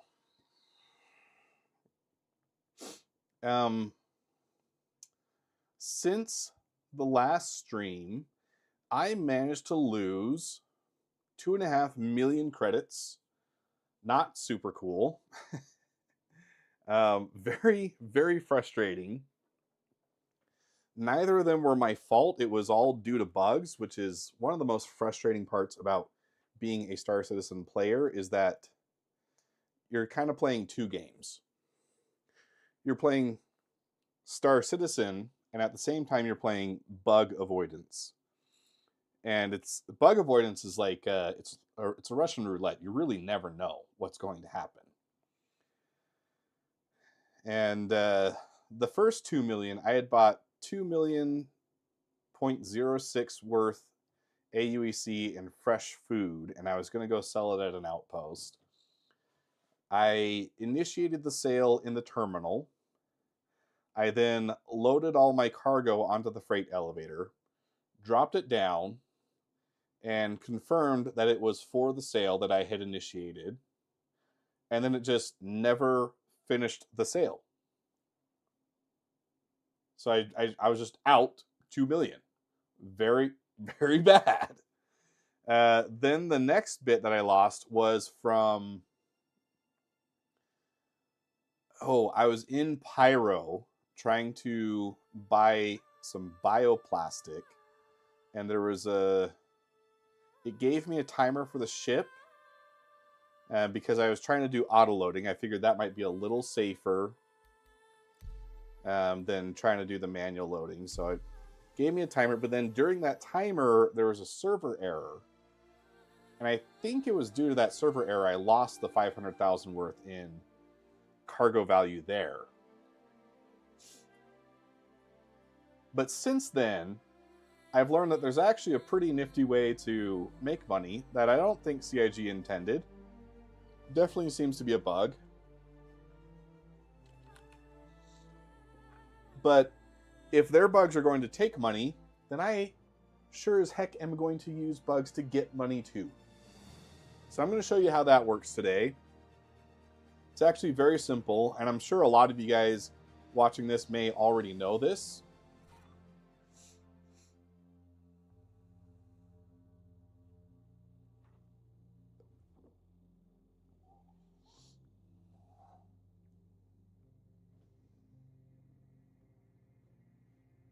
Hey, now look, that worked. Spider-Man hands did it.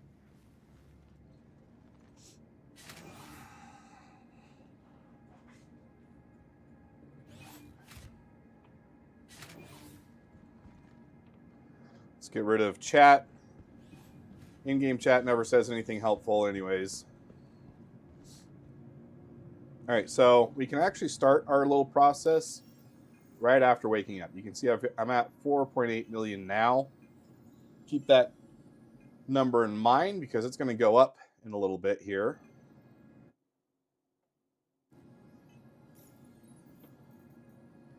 What you want to do is you want to do these hauling small grade missions.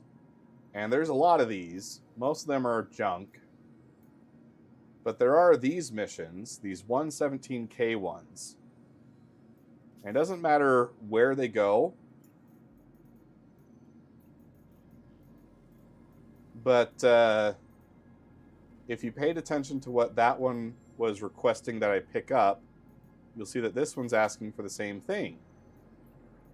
That's because they are, in theory, the same mission.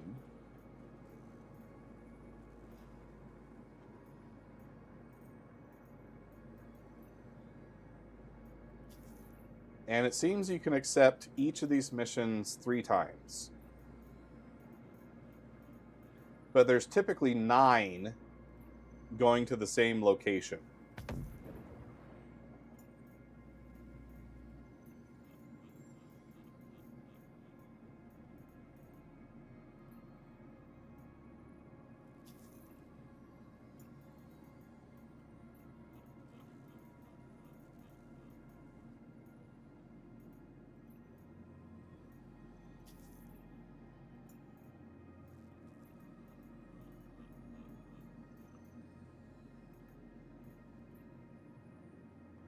See, this one's 1902. I don't want to do that one. But here's another one. Oh, no, that one's 1902 as well. Here we go, 3412. We want to grab all the 3412 ones.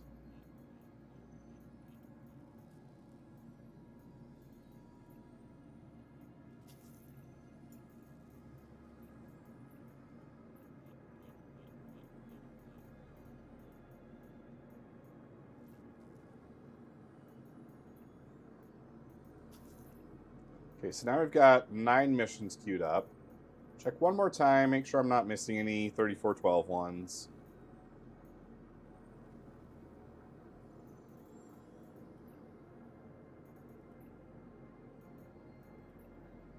But I do have all of them.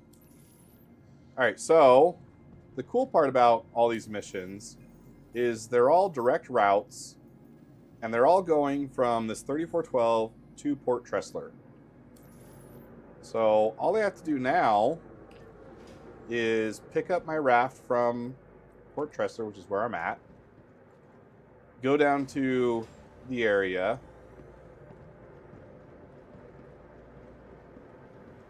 collect the boxes, bring them back to Port Tressler, send them down, and then I'm done.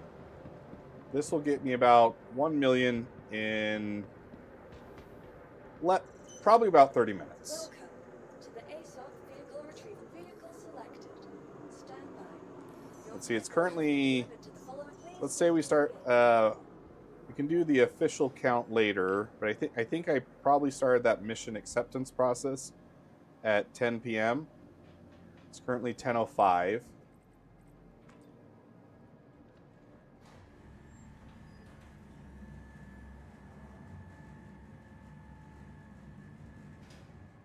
And the raft is a perfect ship for doing this because all the times that I've done this, it ends up being about 160 to 174 SEU.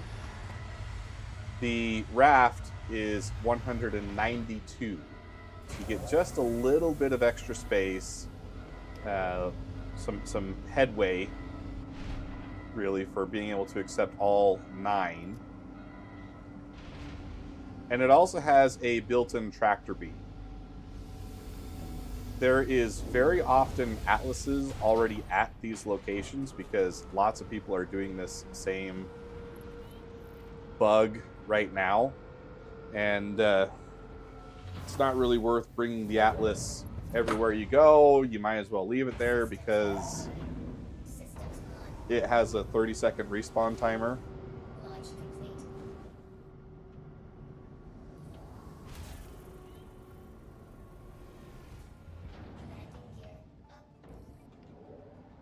Let's go ahead and set our route while we're waiting for that.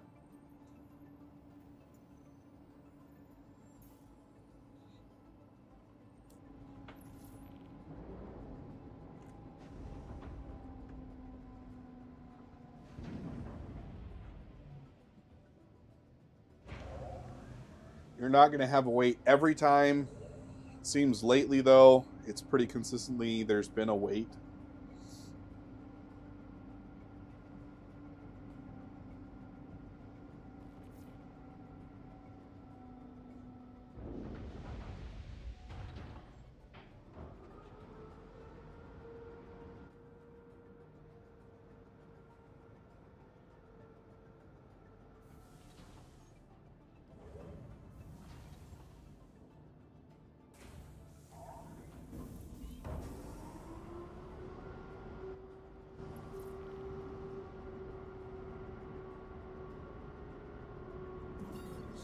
And for whatever reason, it doesn't matter what ship I'm in, it's always saying warning thrusters offline. That appeared one day and it just doesn't go away.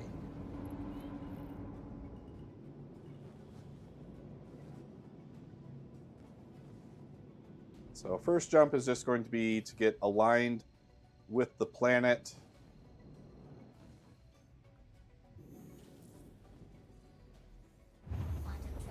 And it always sends me through the station. It makes me nervous each time, but doesn't actually do anything.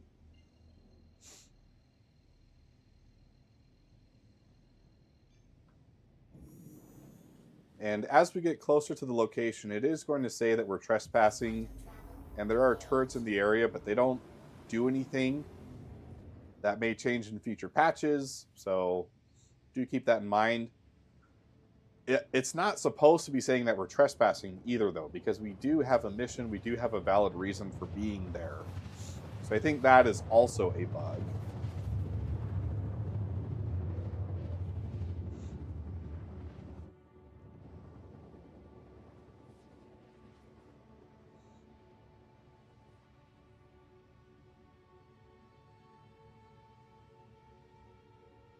I also think that that particular bug has been in for quite a while, so most people probably accept it as how the game works at this point. Little prospector above us there.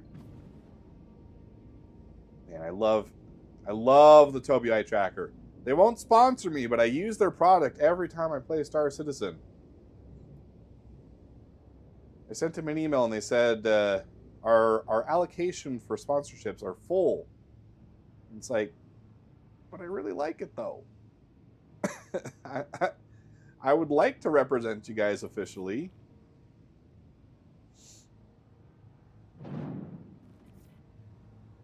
But whatever, I get it. Viewership has kind of slumped as far as increasing the audience size goes. I've been stuck at that 2840 for a while now. Don't really understand why, but you know, I get it. If you're a company, it's hard to want to send expensive hardware to small potatoes guy. You can see there's this C2 below us. Audio just cut out. That's not just you guys, it's me too. Oh, it must have like somehow alt-tabbed, because I just clicked back into it, did my own little alt-tab operation, and that seemed to fix it. So you can see there's actually an atlas already down here for us. I like to try and get this as lined up as possible. Take a little time to get it right.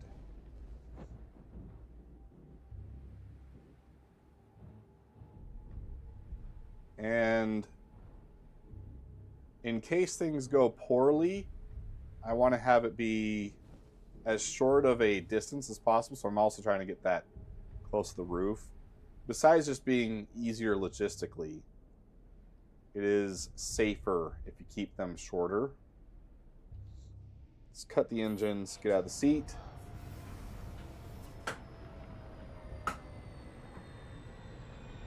And here's another little trick for you. See, it just had me kind of like, tab again there. The raft elevator seems to break after so many uses. So if you're exiting the ship, you can still use the docking collar here, little airlock, and you won't take any damage. So don't worry about that. There's no boxes here. That's actually a really good sign. These freight elevators do get bugged, just like every freight elevator. And you do want to have a weapon on you, because there will be NPCs spawning sometimes, and they will want to mess you up.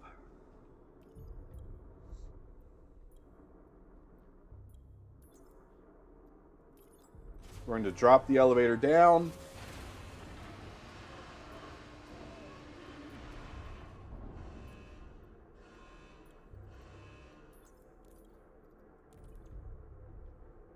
Okay, so it sent some over, but not all of it. Looks like it's not letting us send these 14 boxes. You're going to see that they're floating, though.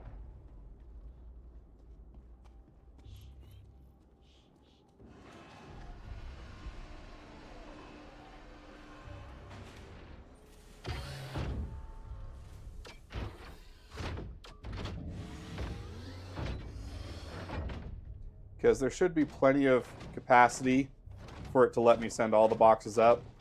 but it gets bugged and it doesn't let you use the full cargo space. Star Citizen, what can I tell you?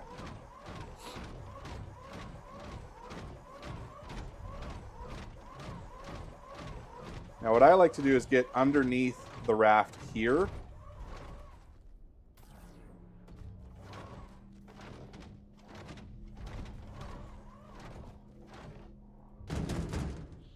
And that makes it a little easier to place boxes where you want to.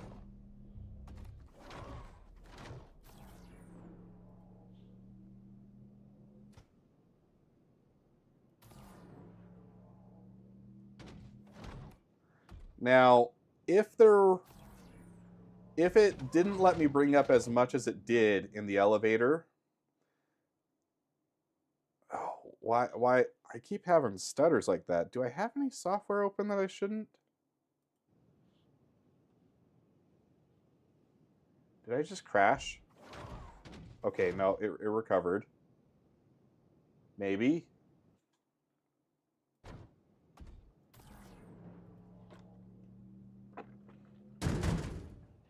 If you ever run into a situation, though, where it doesn't let you bring up a whole lot, you'll be safer to use the Argo Raft's built-in tractor beam.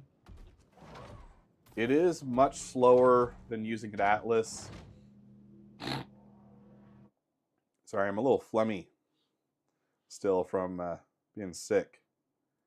It keeps knocking me out of the window. What is going on?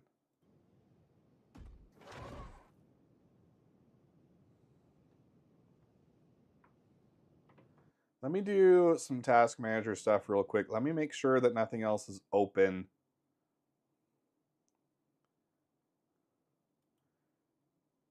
I don't need any of that Chrome stuff, I don't think.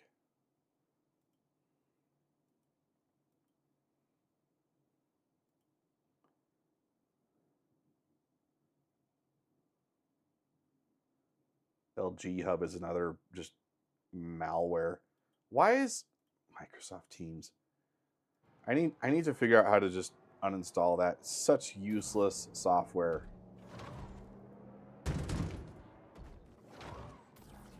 Anywho. Oh my gosh, it's still doing it. If you run into a situation where it doesn't let you bring up a whole lot at once, it's safer to just do it from inside the raft. The NPCs spawn consistently, they don't stop, and you're untouchable from inside your raft. So it's just less risk overall to do it that way. But if it does let you bring out a bunch, then I think time-wise, it's worth it to try and just do it this way.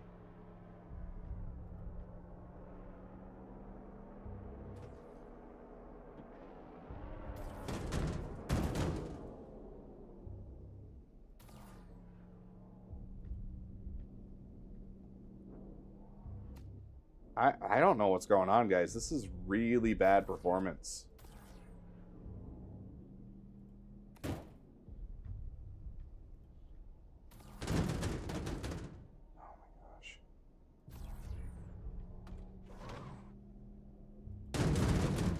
Chris Roberts doesn't like me doing this mission, I suppose.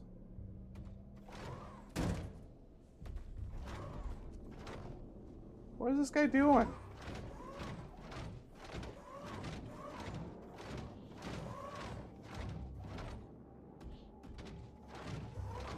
Is he just a goober?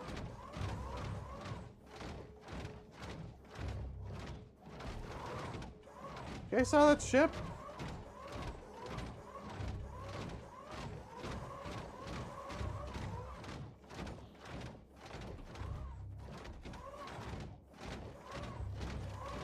I don't know if he was just like trying to push me off or what.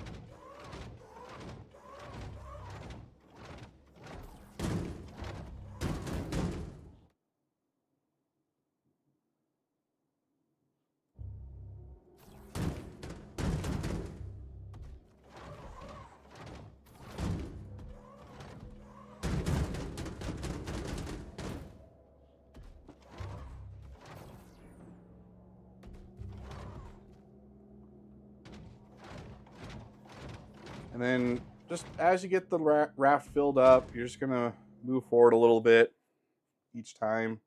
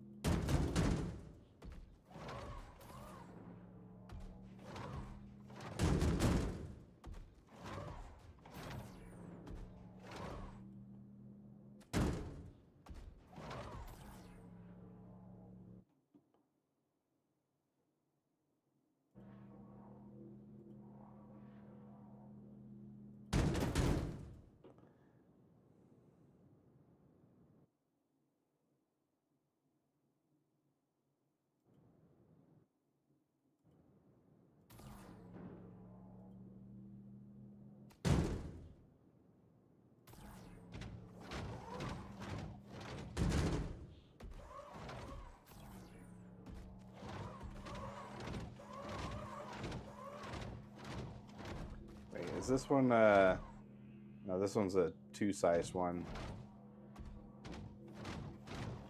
Let's just put that there.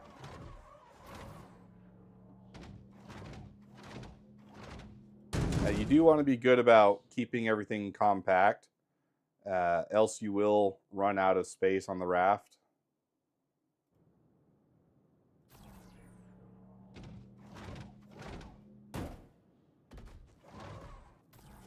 This is so weird. This performance is nuts.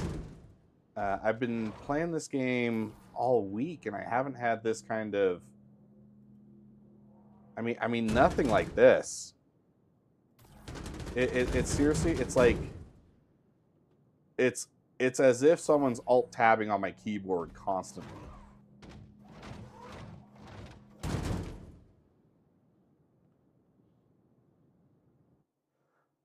So see, like right now, mouse is moving. I'm not in the game.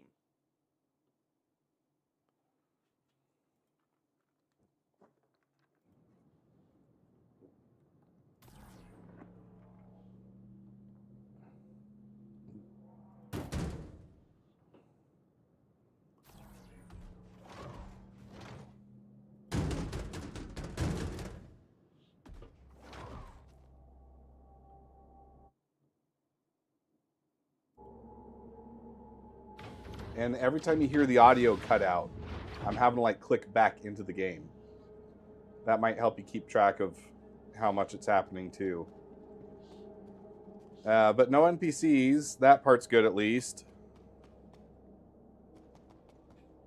The lag alone is kicking us up. It's going to kick us up past the 30-minute mark.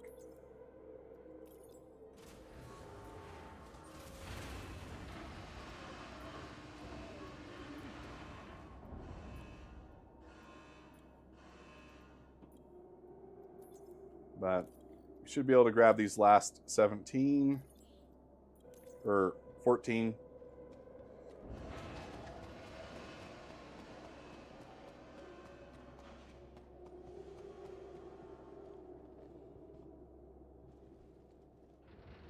And because we kept everything fairly neat and tidy, we won't have any issues getting them all stacked up.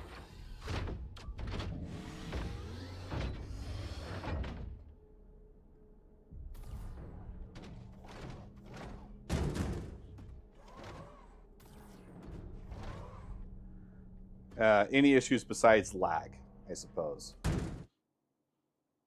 Okay, see, again, free mouse movement, no sound.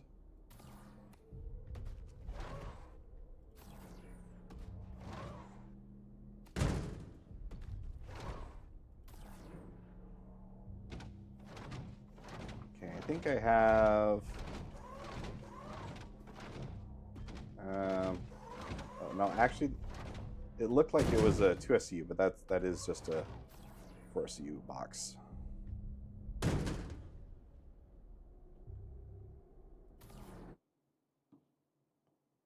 Stairs again.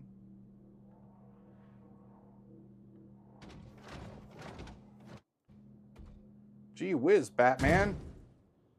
What's up with this performance?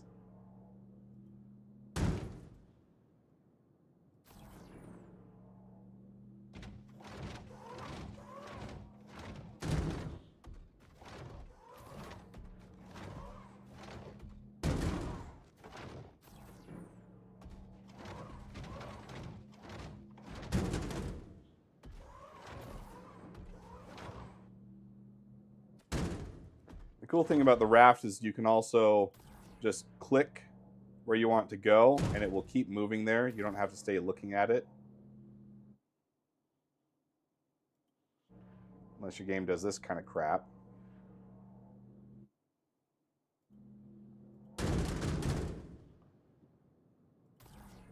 But thankfully, last box.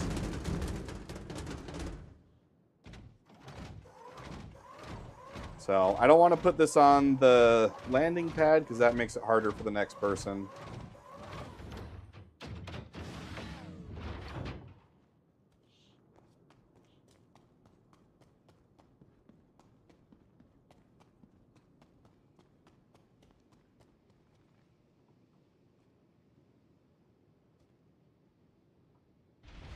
I don't think that command actually went through. So weird.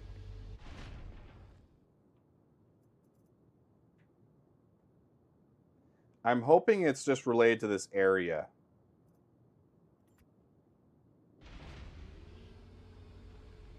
Because that's when it seemed to have started. I was fine-ish in the hangar.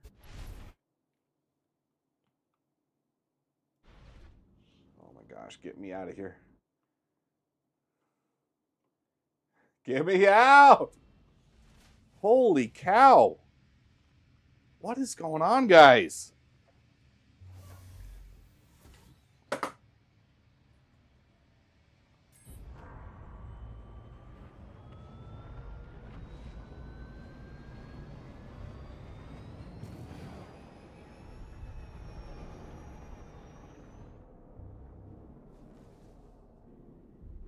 Come on.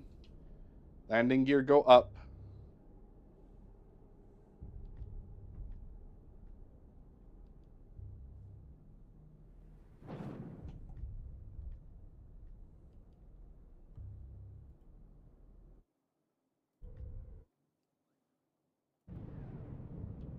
I was alt-tabbed.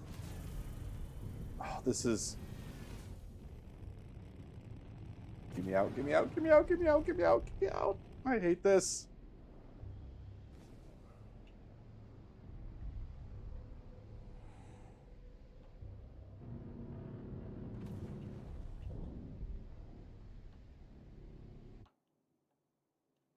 Again.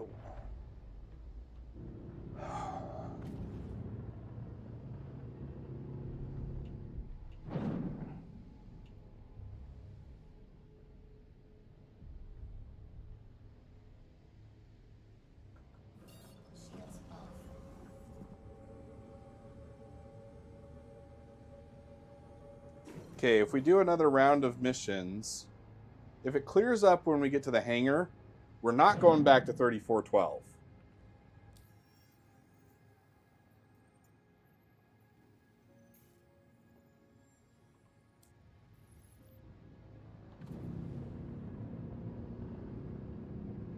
But let's make sure we get that route set so that we aren't stuck here forever.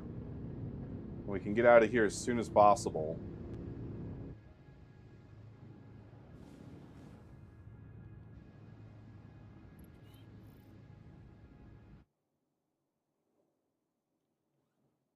I'm alt-tabbed again.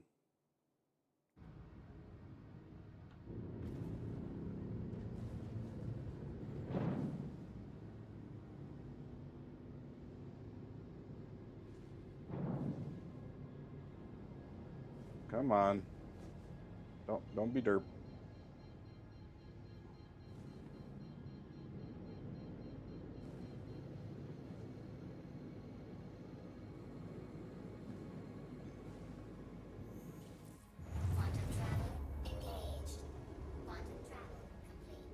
Okay. We're in a different location now. So hopefully from here, we don't see any more of that stuttering. I really hope it's just that distro center.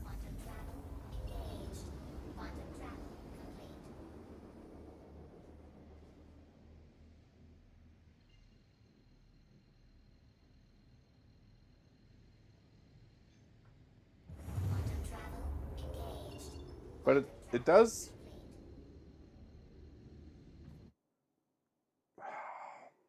I jinxed it.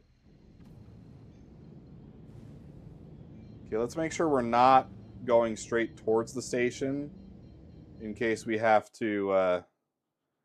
What is this?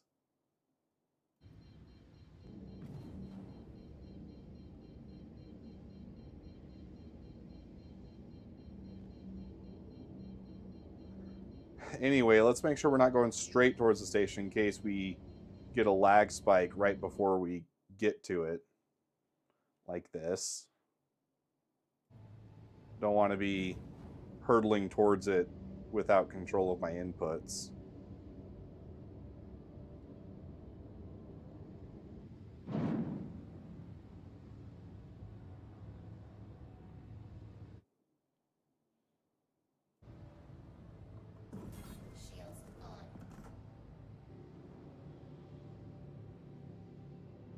I'm not doing that. I didn't even touch the roll.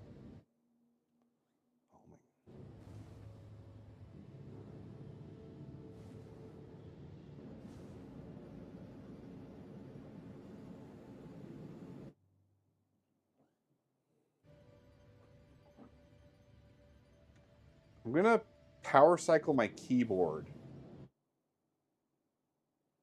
Okay, I thought maybe it was a keyboard. No, because it is a it is one of those magnetic keyboards.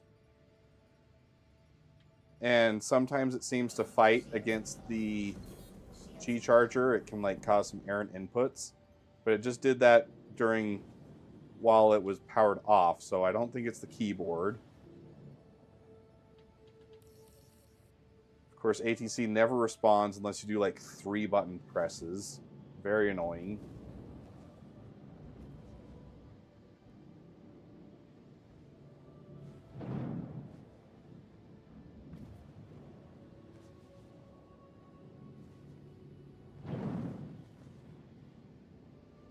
Oh my gosh.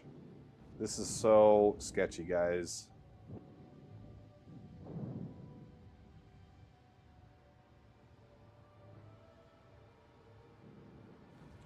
That C1's lights are hanging off. That's cool.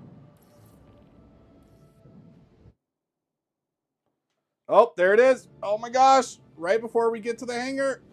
Oh, man.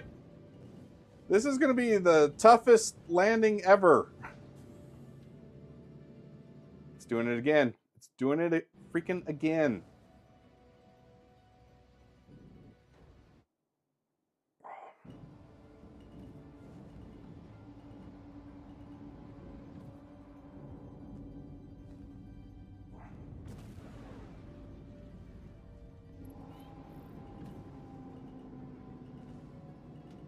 Whoa, whoa, whoa, whoa, whoa, whoa, whoa, whoa, whoa. Oh my gosh.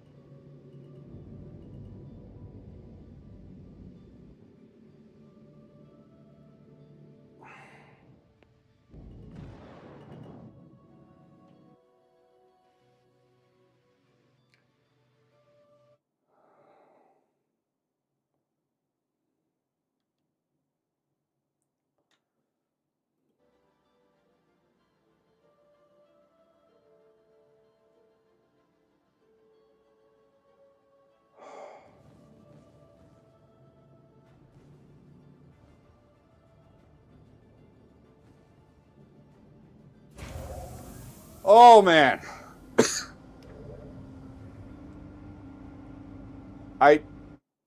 I'm beyond words right now. I'm so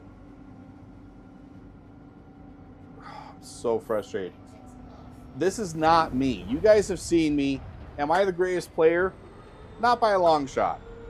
This is not good. I wonder if anyone's talking about that in chat.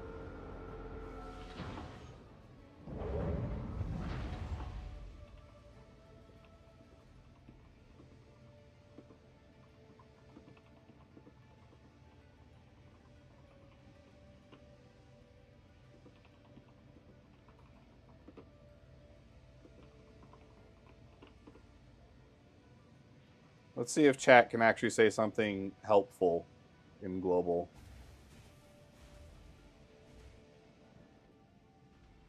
Of course not.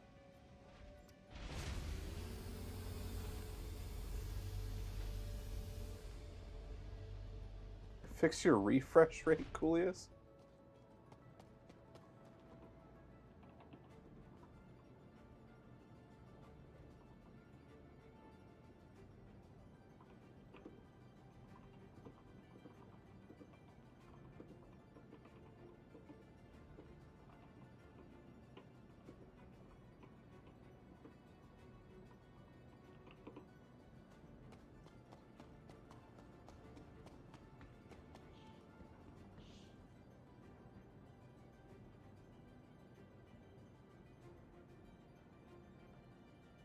I mean, whatever. Let's try it. Oh, VSync is already on.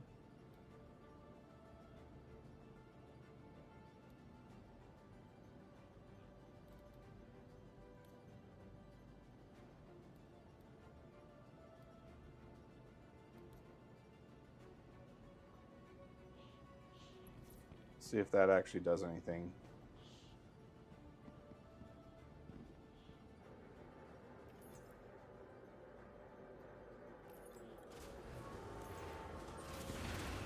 Looks like I need to claim an Atlas. To the ASOP vehicle retrieval system. Your insurance claim has been sent. Thank you. Please visit us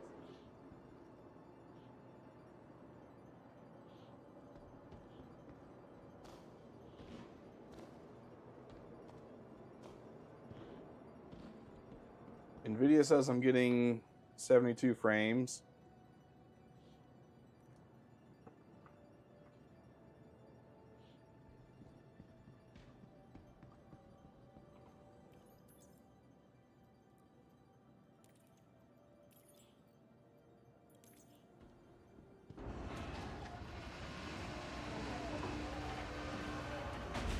All right, here's another quick tip for you.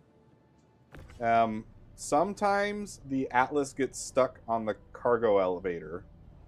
So instead of boarding it on the elevator, pull it off with a max lift and then get on it outside the freight elevator. Seems to be quite a bit more consistent for me that way.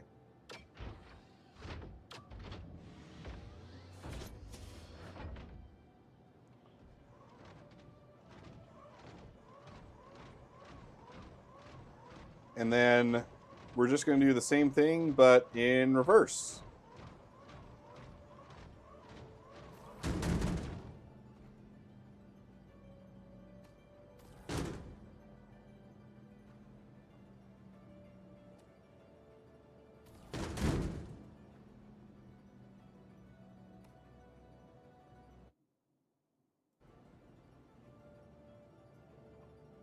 Okay, did do it again. Let's try capping it. Anyone know where that setting is?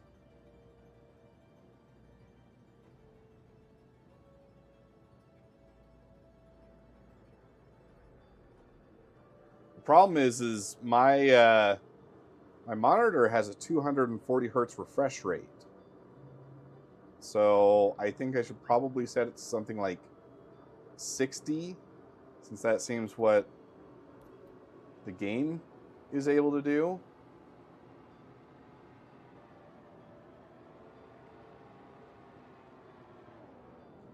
But I'm not seeing anything to cap the frame rate.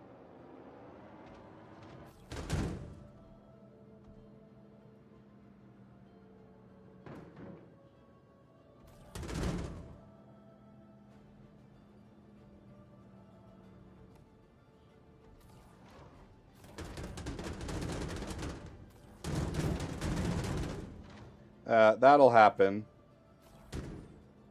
The boxes seem to clip into each other a little bit, and then they don't like to play nice. So you have to like grab the outside box first, and then it will let you grab the other boxes.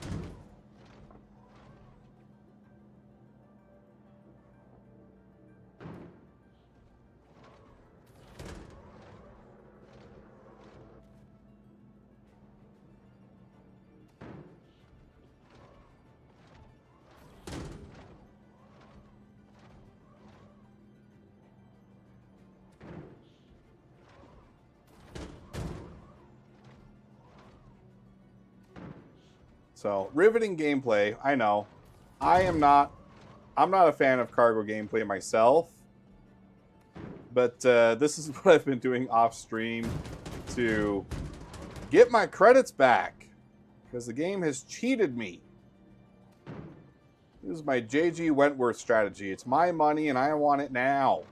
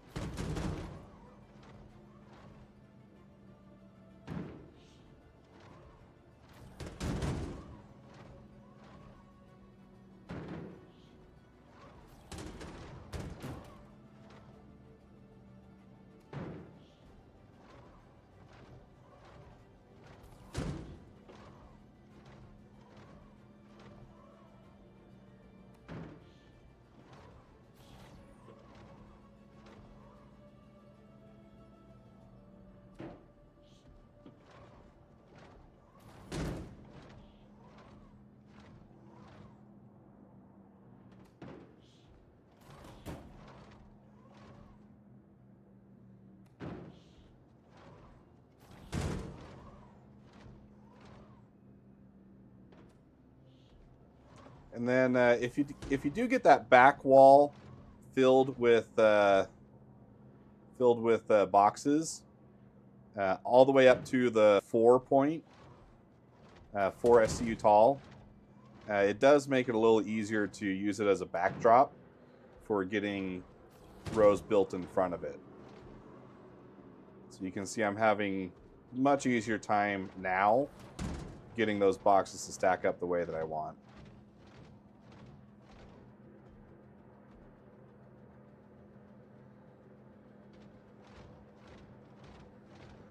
Except for this one.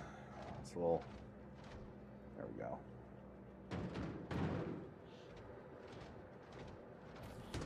Good thing cargo damage isn't actually a thing. Whoa! That one hit me on the shoulder.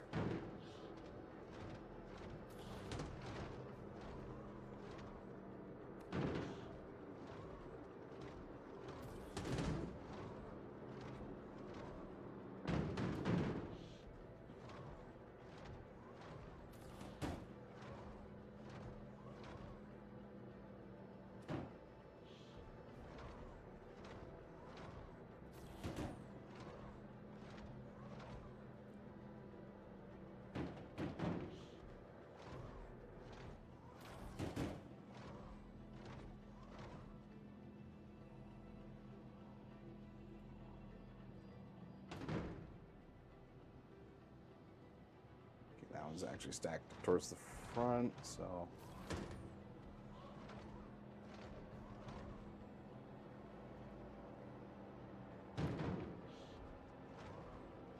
Need another single SCU box for that area, but I don't know that I actually have one.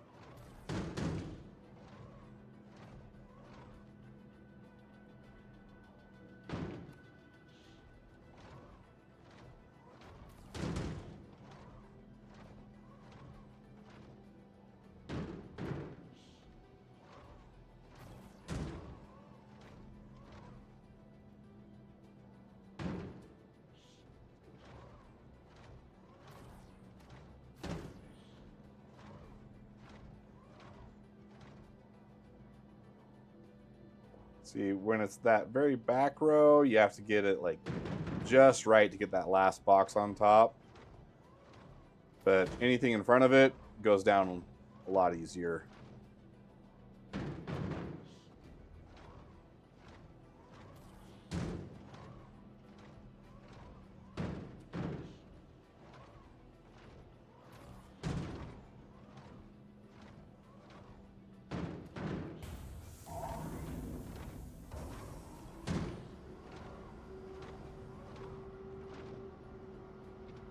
Come on, game. Don't make me a liar. Let me put that box up there.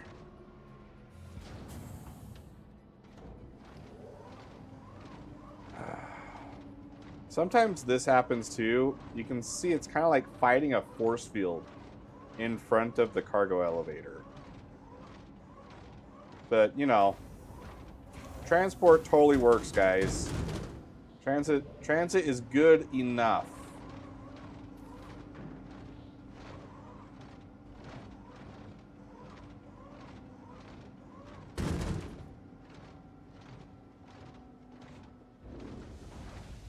We don't need a transit refactor. We just need to wait for a whole other system to get developed. Good gravy. Okay, so all the boxes are loaded.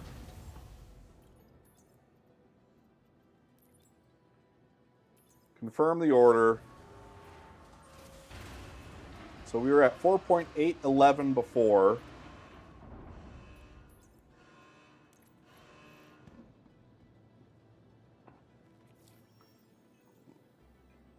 And, oh, that's weird. It's like the money didn't come in. So this does happen sometimes. What you want to do is you want to go into your accepted and make sure that they all get submitted. It doesn't always do it automatically.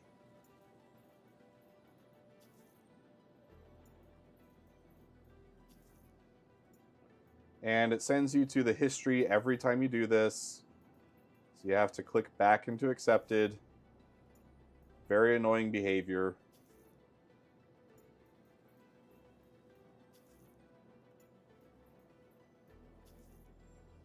And there we go. Now, we're at 5,865. So, $1 million, million credits in now 1048. So that's 48 minutes total, which, not bad. I think that comes out to about 600K for 30 minutes, give or take. So, anywho, if you like that, like, share, comment, subscribe, do all the YouTube things. Let me know what you think in the comments below. And until next time, this is Odd Job Entertainment signing off. Except not really. That's just for the part that I'm going to turn into a video. Don't click off. We're still streaming. Let's put that ship away. There is something else I wanted to do tonight. And it seems that, I mean, I haven't had any of those stutters for a minute. So maybe we're okay, and maybe it's just something to do with the location. I don't know. But I hear you saying something about a Dupree mission, Wills. Where do I find that?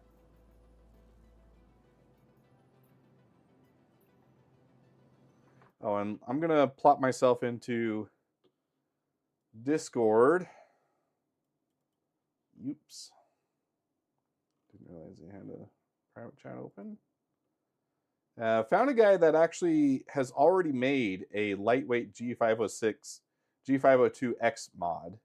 So we might get something cool out of that in the near future. Okay, Hurston, but heavily PvP. I'm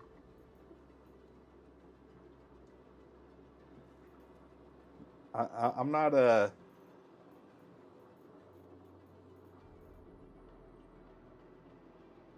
That might be a another stream thing.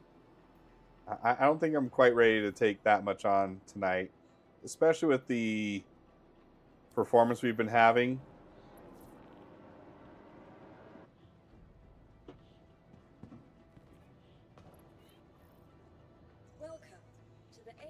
But let's store this. Move to our storage facility. And we're going to pull out my Zeus.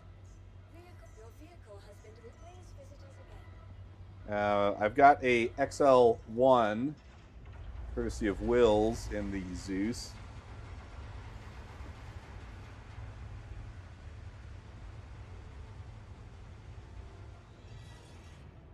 And we have enough saved up now that we can get some shopping done and fully build out a... And then it taps me back into the game when I don't want to be in the game. We can fully kit out a fighter. I've heard that the Hawk is the one to go for right now. So I was thinking of doing that one. And I have all the Ardor weapons, which seems to be the best for DPS, but my understanding is that for PvE missions, I mean, it's still like fast fire rate seems to be the way to go. Am I wrong there, Wills?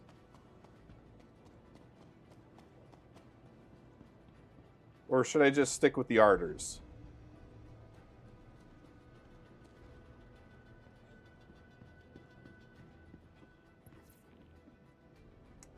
Panthers for PvP.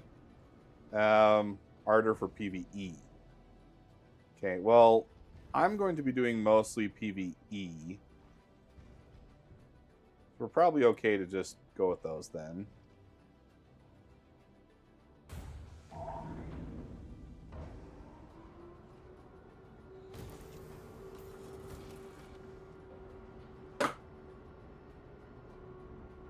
But then the other side of that is duping is frowned upon. And so I might need to magically acquire more Ardors off stream when I'm not broadcasting what I'm doing. Even though I think everybody knows if you're running a full loadout with Ardors, you did some funny business. You can get the Hawk at ArtCorp, though. It's always been the display model.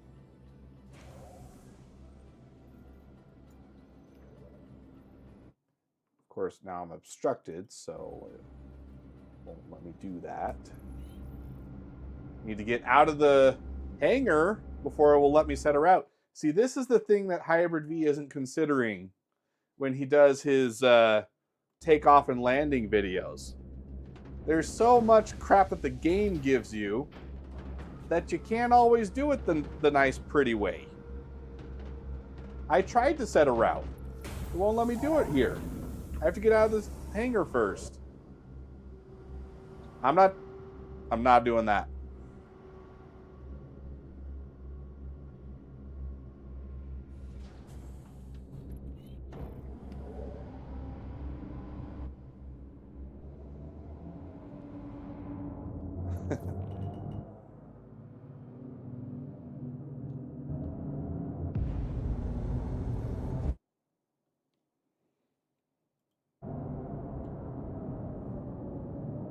This lag is going to get me killed, and I'm going to be so upset.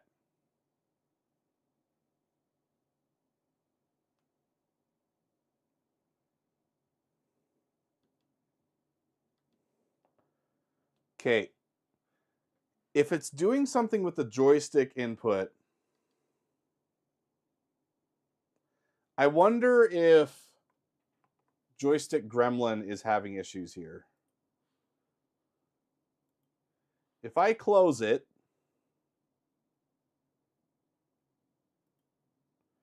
and then I reopen it, since I'm already in game, I should be okay.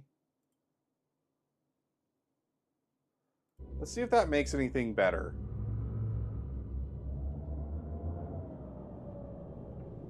If that's all it was, then holy.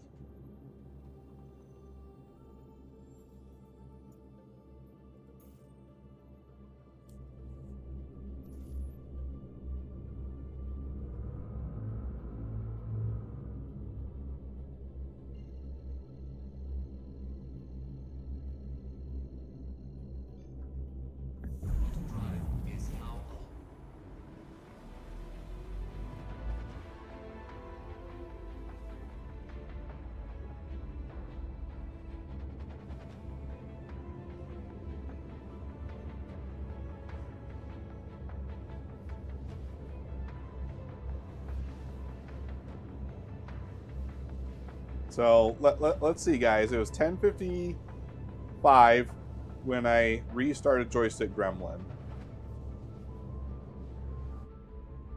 If I don't have any issues from here out, then something was going on with the process in Joystick Gremlin.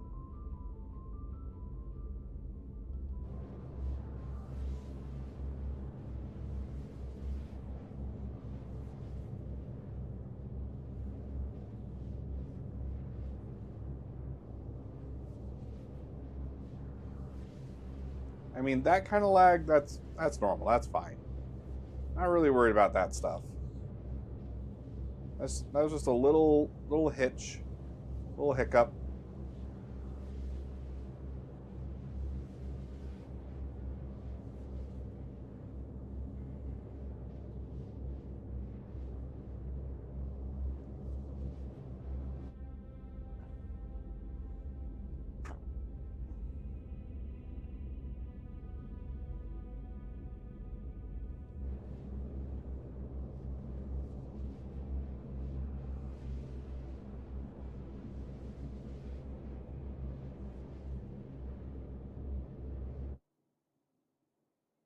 Oh, now here's something interesting.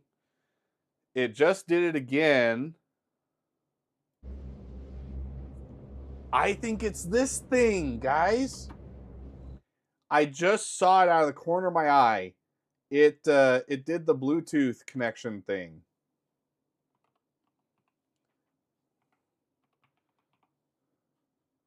So let's just disconnect it. It's not even working anyways.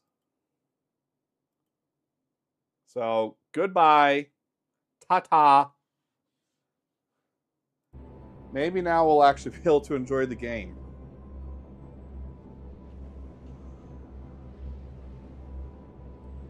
The whole reason why I got this thing, by the way, I liked the fact that you could control the brush size, and it's Bluetooth, so in theory you could be able to like have it anywhere, right? Except the Bluetooth connectivity sucks. It might have been causing this issue. It seems to lose connection quite a bit, and the battery is abysmally small. Like, and the other thing is it doesn't seem to power off with the computer consistently either. So if you try to use Bluetooth, next time you turn your computer on, this will be dead.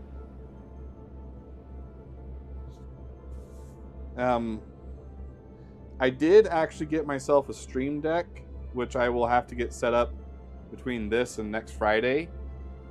I'm hoping that that will be better. It does offer a lot more utility over just what the Huion MacroPad did, but it was supposed to be a real nice setup because it's the same brand as my graphics tablet, so it was going to be perfect. It's, you know, matchy-match, right? They should work really well together.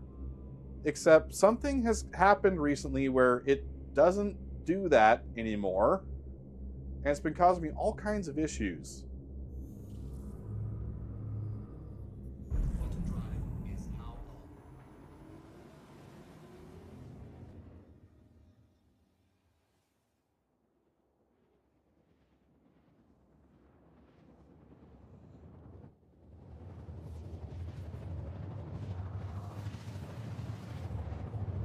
I've been putting off doing a review of it because I didn't think it was that big a deal of technology, but if it's been causing these issues, I'm ready to leave a pretty scathing review. It was 10:58 when I saw it do that thing. I've now disconnected it. 2 minutes have gone by and no issues. They were happening about every 20 seconds. If we don't have any more for the rest of the night, we know that that's what it was. And if that's the case, oh, I'm upset with this thing.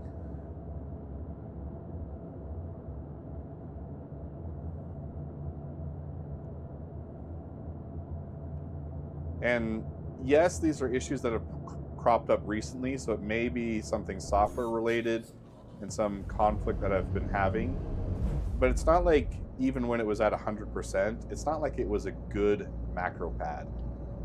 The cool thing about something like Stream Deck and the competing products is that it is basically just a screen underneath. Ow. Once you get past 25, sneezes hurt. I don't know why, but that one, I feel like I popped a disc. Oh. Did open up my throat a little bit, though. The cool thing about a Stream Deck and competing products is that because it's basically a screen over a button, you get endless configurability, and it will show you what the button does. As you can see, these buttons are all blank, and it comes with a sticker sheet that you can use to label the buttons. And of course, it's geared towards artists, so the ones that it comes with are very much focused on artistic software, you know, like brush size, brush selection, undo, redo, lasso select, things like that. Which, you know, for the art side of things is great. But for everything else that I do, it sucks. So that's a big part of what led me to get the Stream Deck. I'm not like a streamer per se, you know, I'm not making money doing this right now. But I just think it's going to be a much better solution for all the many things that I do. And it'll be able to actually show me in real time what each button does as well, depending on the layout that I have active, right? So that'll be really nice.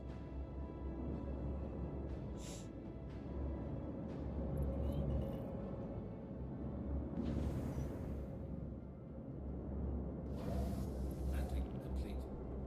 Engines on.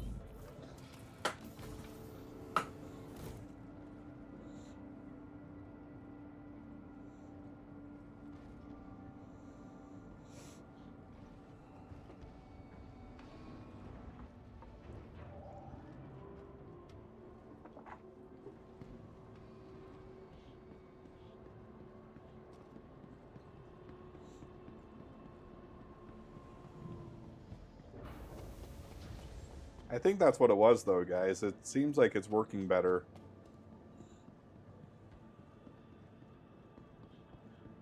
Which just adds to my disappointment. Welcome to the ASOC Vehicle Retrieval System. Your vehicle has been moved to our stop. Please visit us again.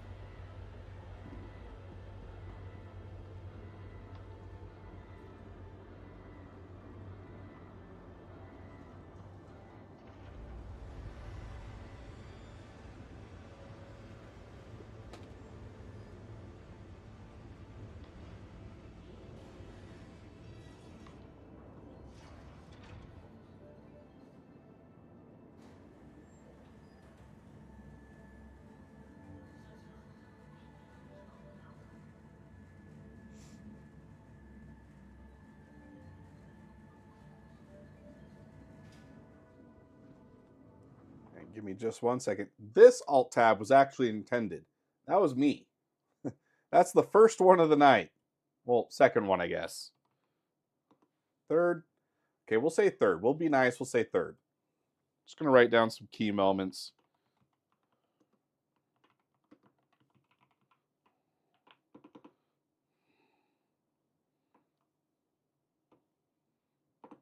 We had Connie window art. That can be a video.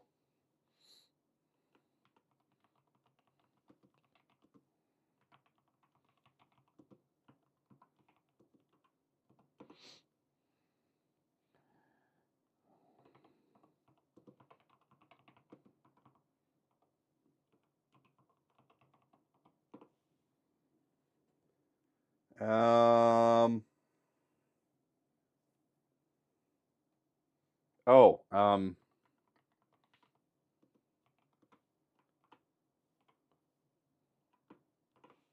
yeah. So 4 bits of content so far. That's why you guys are really lucky when you come in and join the stream. You get to catch all of this in rapid succession. And then you get to see the better version later. Is this off-the-cuff stuff? I admit, I'm not very good at that yet.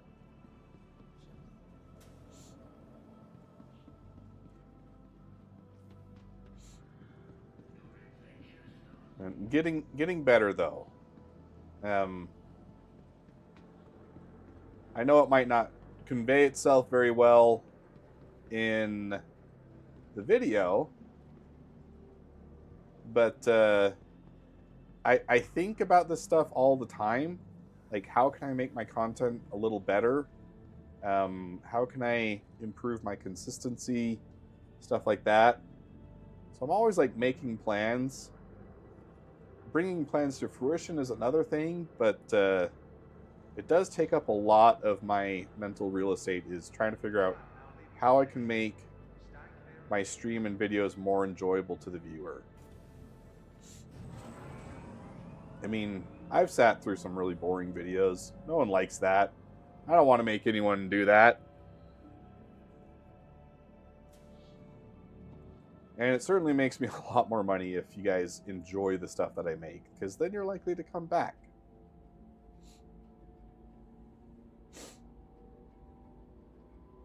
So it's in everybody's best interest.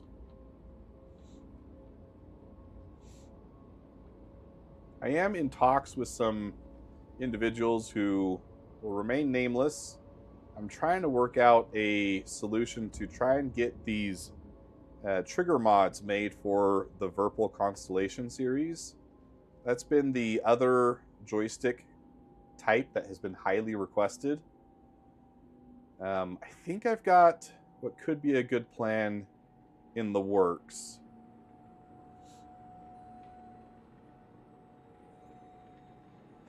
But for privacy reasons, I can't talk too much about the specifics.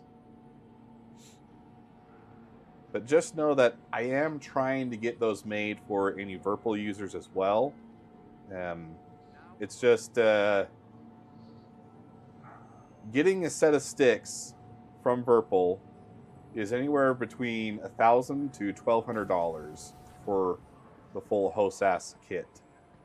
And that's quite a bit of cash for prototyping on a video. I wish I had that kind of YouTube money. That'd be sick. I'd be making all kinds of stuff, but we're not there yet. So I need to figure out how to do these things kind of a little more conscientious of spending.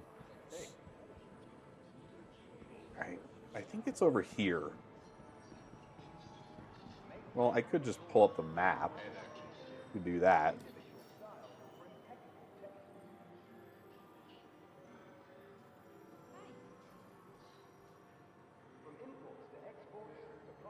Shoot, what? Okay, right click is pan and drag. Okay, ship rentals? I don't... Okay, it is over there. I can see the little turntable. Okay.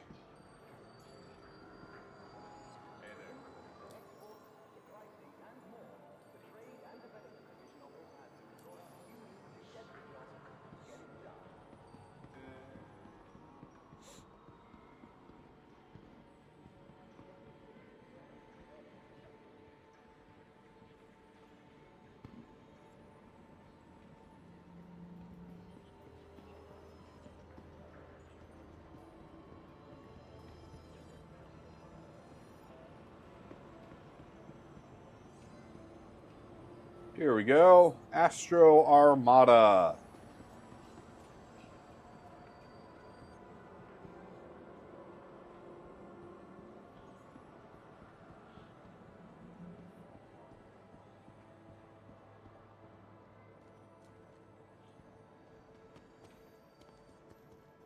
And there she is.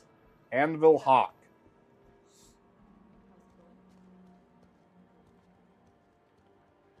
This has been the red-headed stepchild of the game for quite a long time.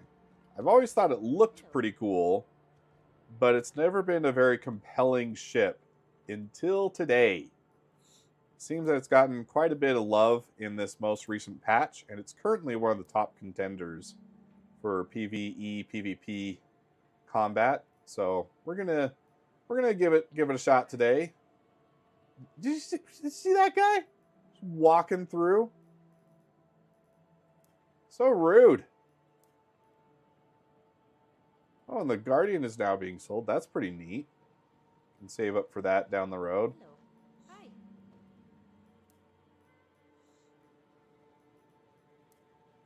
Furious is fun, but I'm not gonna buy it.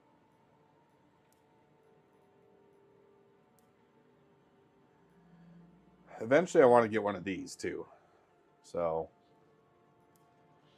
gotta save up our pennies though.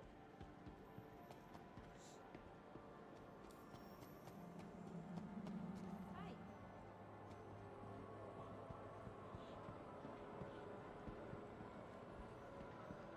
Let's see, will it let me vault over this? Yes!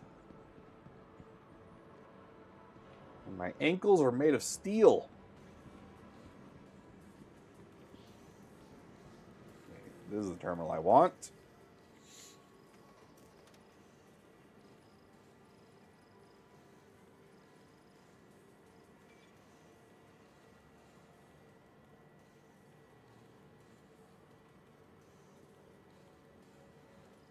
Okay, these aren't the ones that I want.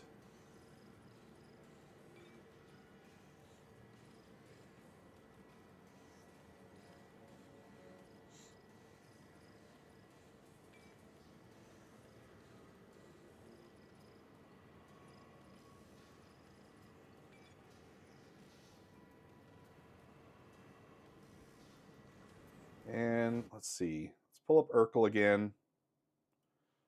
What did I select as Palisades? Where can you get the Palisades?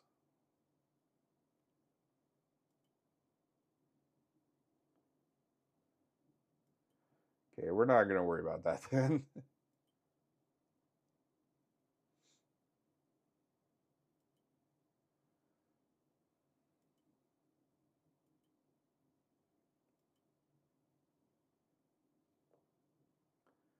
Okay, all of those are in, except those two. I'm going to worry about that.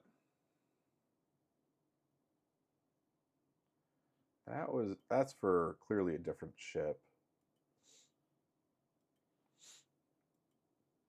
Let's do this. I think it was holding on to some stuff that was from a different play session.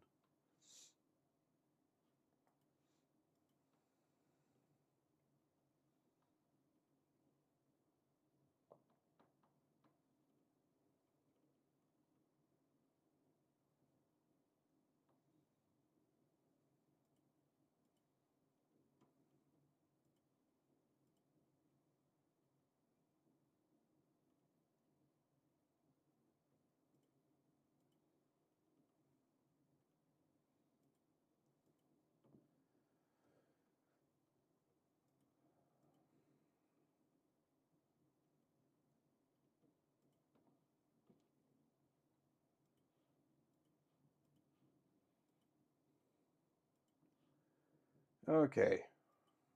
Yeah, okay. We can get these here at Area 18. Perfect.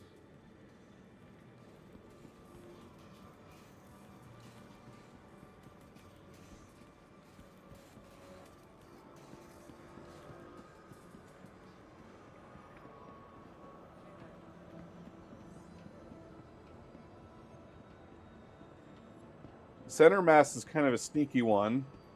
Anyone who's played Star Citizen for a while will already know what I'm about to show you.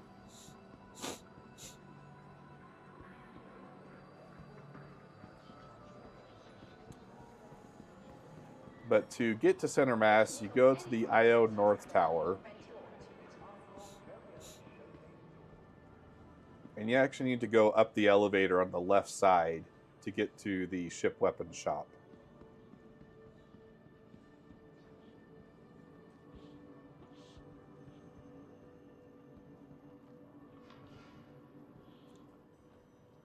Welcome to IO North Tower, Area 18's Premier Centre for Business Development. Please I don't remember ArcCorp Tower being an option. I don't think I've been there. We'll check that out next. It's probably nothing fantastic, but I haven't seen it, so we'll check it out.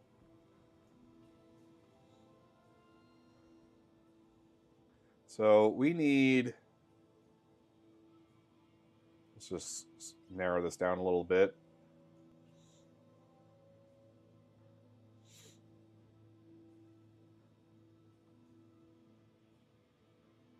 We need 2 of these.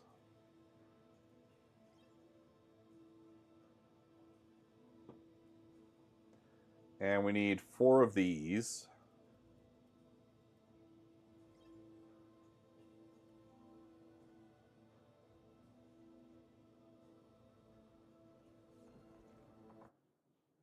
And let's do a quick sanity check, make sure there's nothing else that I can get here.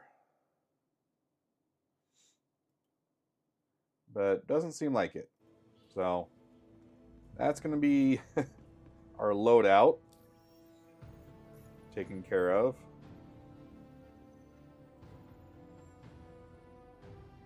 It's got badgers on that one. Should have checked beforehand. That's on me.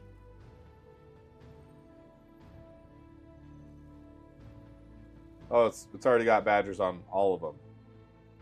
Cool.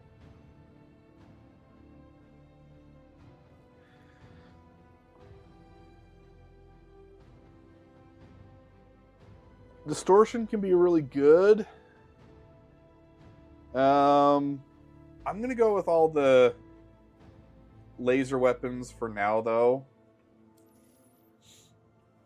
just to increase raw damage.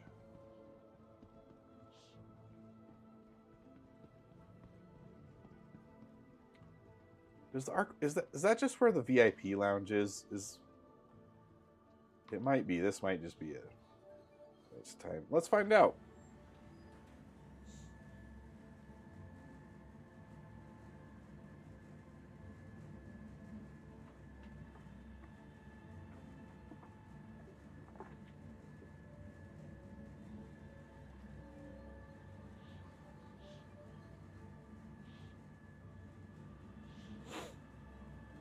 Really long ride.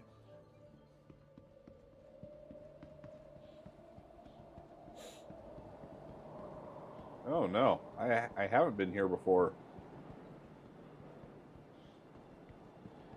Oh, this is where they do the tour, though. That's right. Okay, I have been up here. This was where they did the tour of the Javelin? Or was it the Idris?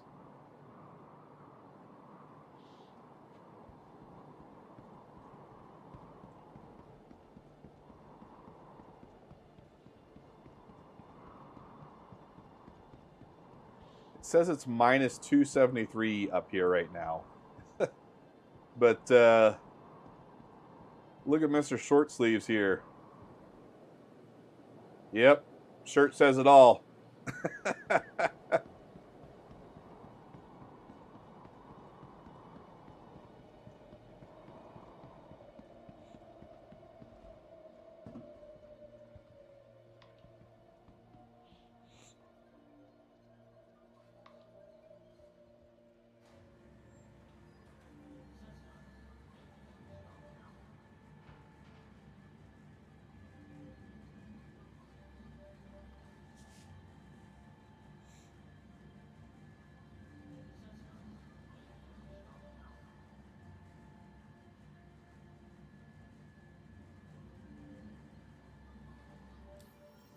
Get a contract going while we're waiting for that. Oh, never mind. Let me out. Let me out. Ooh, that was close. Let's see here. Bounty Hunter.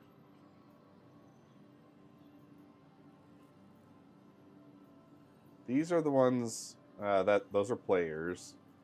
Not going for those. I'm a delicate flower. I need to manage my risk a little better. Why is it giving me this HRT though? Welcome to IO North Tower, Area 80's premier centre for business. Oh, that's a development. ground mission. I don't want to do that. Any of our associates for help or rental opportunities. Let's do an MRT.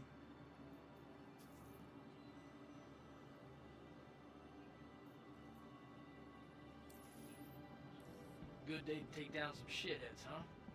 Got your pay on tap and ready to go once you punch them out. Oh, that's nice. Little voice lines. Area 80 Probably going to sound really repetitive in a bit, but it's a nice touch.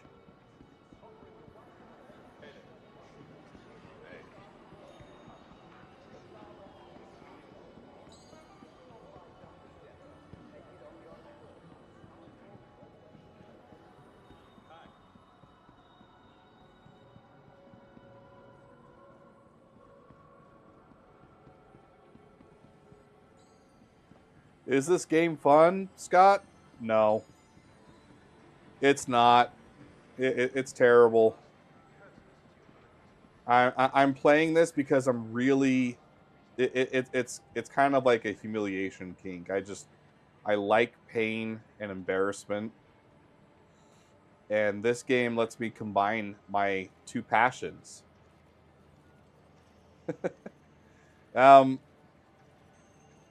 I have a lot of fun playing it sometimes, but I'm not going to lie to you and tell you that it's perfect because it's still very buggy much of the time. And I mean, I mentioned this earlier in the stream, but this last week I lost 2.5 million credits due to bugs in the game. And that was probably like 2.5 million credits in normal play sessions. That's probably, I don't know, what would you guys say? I mean, it does depend on what you're doing, but I'd probably put it around like between 4 to 16 hours of work in real time. Lately, I mean, we did it early on the stream, figured out a way to kind of exploit the game and get money much faster, but that's not typical. But when you have stuff like that happen, it can really kill your fun. 2 million, yeah, and the thing is, like, making your first million, just like in real life, much harder than making your second million. Making your fourth million much easier than your second million, right? Because you just have more options at your disposal.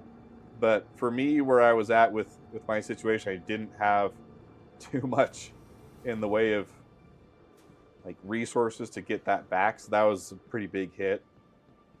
So when bugs set you back like that, it's very, very frustrating.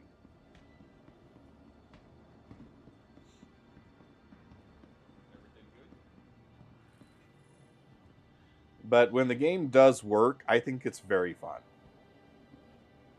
Your personal belongings are your personal responsibility. Monitor your luggage at all times.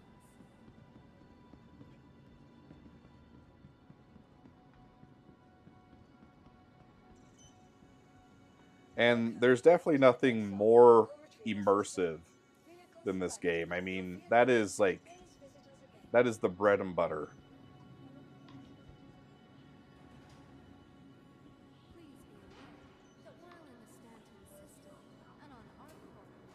It gives me an opportunity to use my joysticks. I like using the joysticks. I think that part's fun. There is a lot of variety of activity you can do. We were doing cargo trading earlier. I don't find that stuff particularly fun, but what we're about to do with the combat missions, I do think is pretty good. I've played this since 2017, I think. I might have gotten a little bit of playtime before my mission. I left for my mission in 2015. But I didn't have a stellar computer, so it was not a great experience. It was much better when I got back and had some money to splurge and make myself a nice computer. But I've been in this for a while. I've been through the worst periods of the game, 3.17, 3.18. Those were nigh unplayable because of how often you would just bug out and crash to desktop. 3.14 was pretty rough. Well, no, 3.14 was good, wasn't it? 17 and 18 are the ones that in my mind were just like mental scars. But 3.14 was good, wasn't it?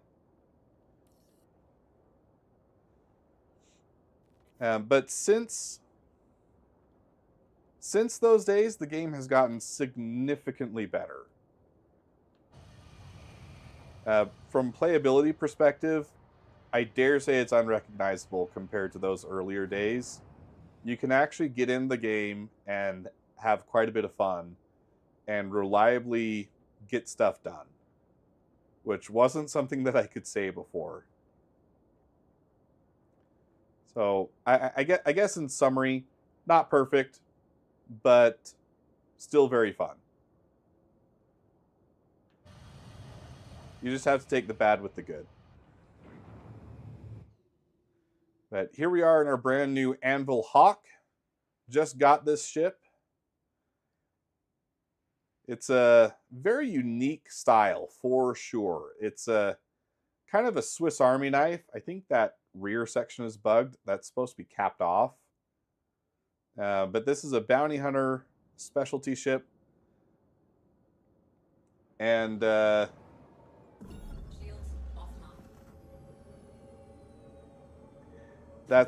thing in the back is for stowing prisoners. You know, so kind of cool. It's got 6 guns as well as an EMP and rocket pods, right? No rocket pods. The Tromag is the EMP.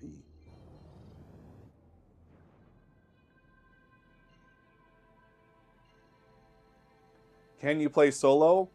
Define solo. This game does not have a single player mode. It's always online multiplayer. But right now, I mean, the game is still fairly limited on server population. So I am, in essence, playing solo right now. It's highly unlikely that other players are going to bother me during these PvE-focused missions that I'm doing. But with that said, there are PvP-focused areas that if your goal is to play solo, you need to just avoid those areas.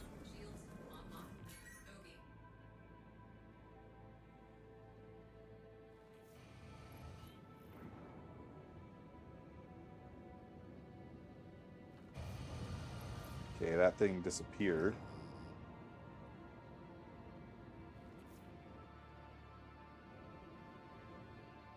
So setting, ooh, that's pretty nice. Setting all power to weapons gives me a magazine of 68. That's pretty dang good.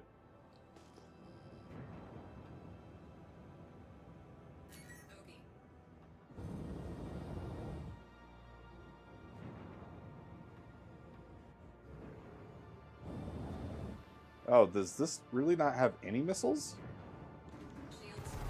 Whoa! Wasn't paying attention there.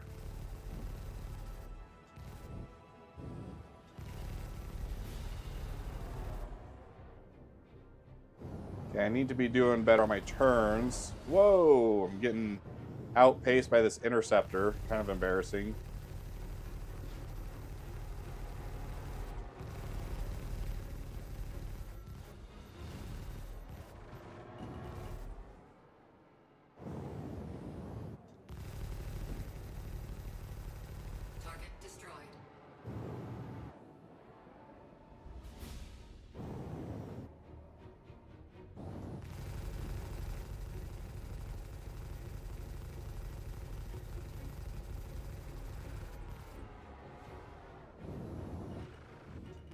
See, I definitely have the turn rate advantage on these bucks.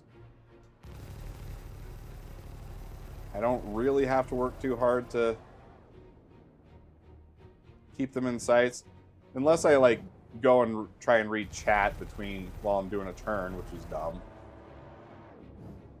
But if they boom and zoom me, then you know they can force the angle to change. But they can't keep me in. They can't keep me in their sights. We'll mark one less shithead on the run. Pleasure doing business with you. And they're already soft death, but I don't know. I'm superstitious. I have a theory that if you full death them, then it makes them disappear off the server faster, which might help with performance, but I really don't know.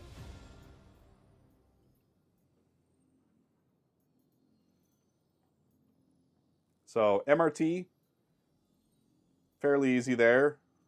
So what's my rep look like with Bounty Hunters Guild? I'm at guild member. So let's see, it's VRT, right? This gives you VRT, LRT, MRT, HRT. I should have HRTs available, right? Or am I limited to MRTs for now?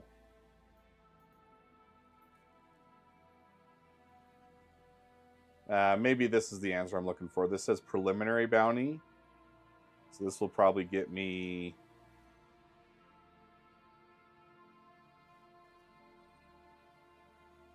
Okay, yeah, let's get this done then. Please don't be forever away. Oh, okay, cool.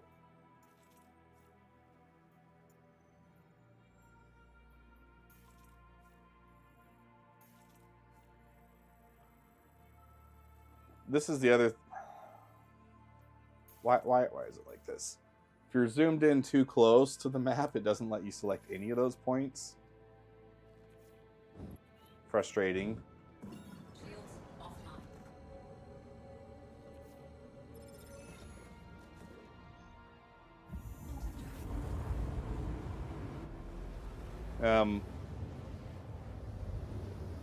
Another fun thing, I mean, it's again on the hardware side, so I mean, you can spend so much money playing this game. The sticks that I'm playing with are $135 each. The Tobii eye tracker that allows me to move my head like this, it's $127, I think, right? Chat can correct me. It's got the same appeal as many other simulation-focused games where you get to build this experience for yourself, right? So the head tracker, the joysticks, the chair, those are all kind of part of that. And the game is kind of a vehicle for that experience. So from my perspective, these kinds of aspects add to the fun for me because it makes me feel like I'm flying a spaceship.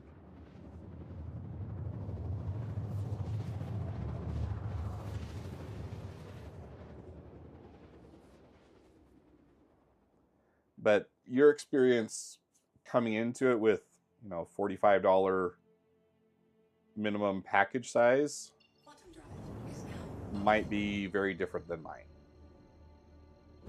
I think it's still a lot of fun with mouse and keyboard, but I think these peripherals do add to it. So I don't know. Maybe you could say that the fun is slightly less without the hardware.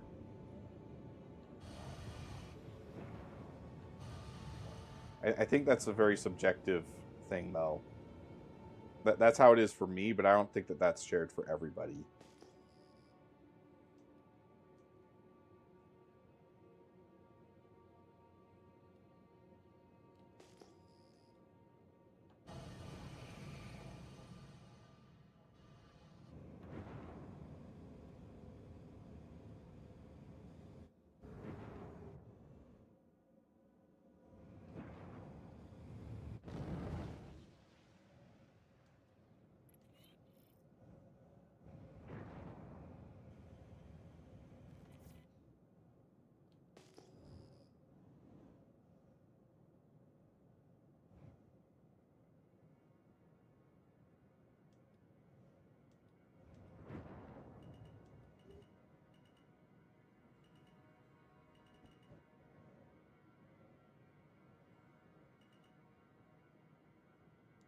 Okay, I want to creep in slowly. The turrets don't seem to be active. Is this a busted up Sulen? Looks like it, huh? I'm going to plop down behind this rock. I feel safe behind the rock. Just in case the turrets decide to get a little froggy.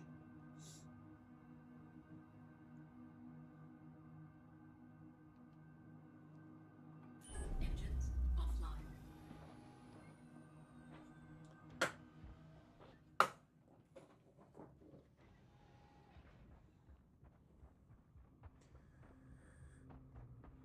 And we just did ship combat, you know.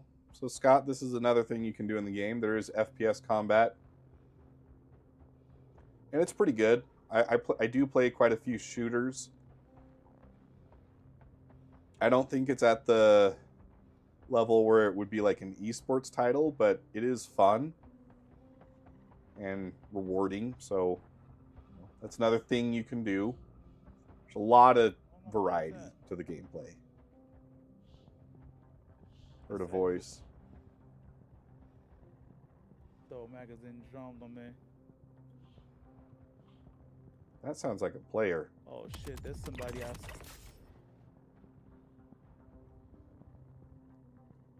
Hey, can you hear me? Alright. Getting the fuck out of here, you hear me?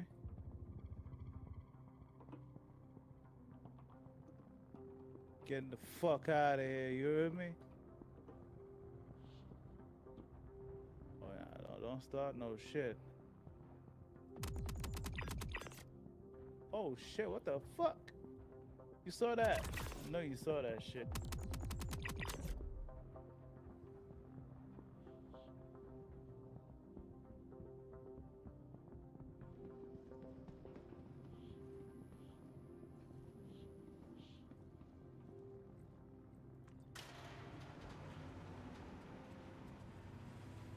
So there's a player around here somewhere. Don't know where he's at.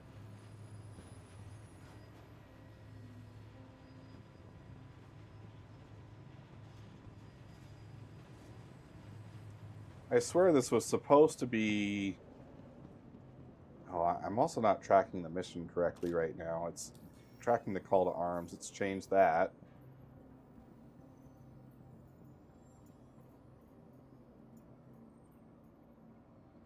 Oh, did I already get him?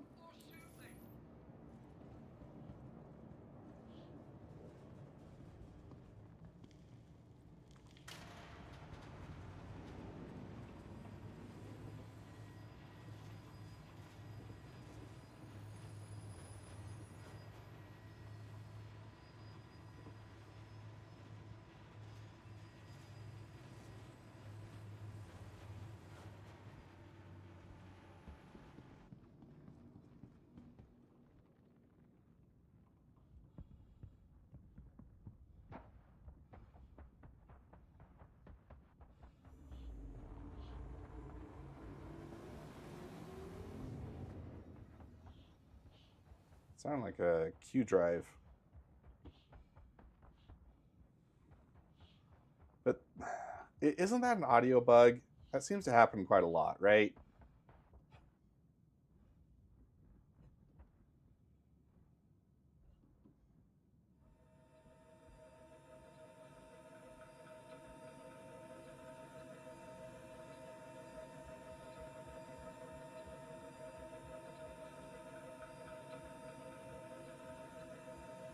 Can't remember where the button is. There we go.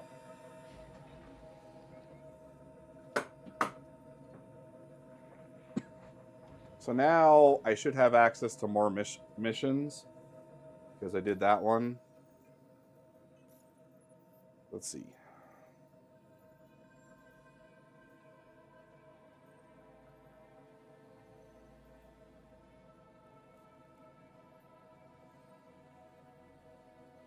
Oh, this one could be cool. They're doing some at the ASD facilities now. Oh, and these are in the same... Okay, these ones make a lot of sense to do. Because they're in the same location.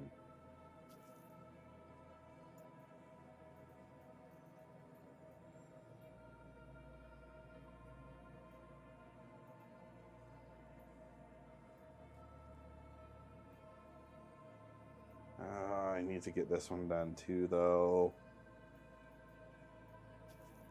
Okay, we'll get that one done. We'll get that one done.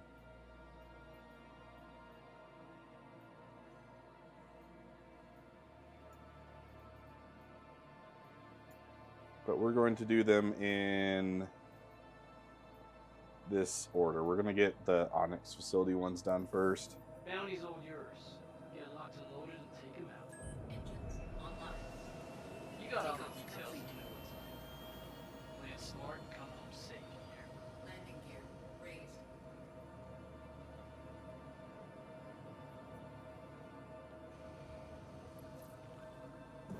Shields offline.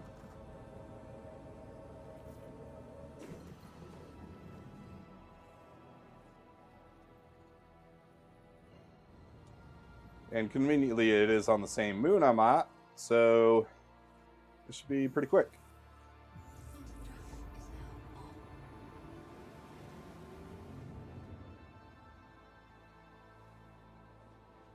Let's get rid of global chat again.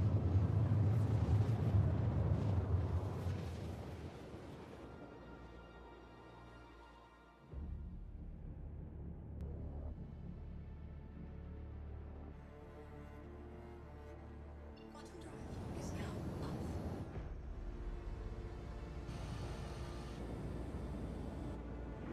Shields online.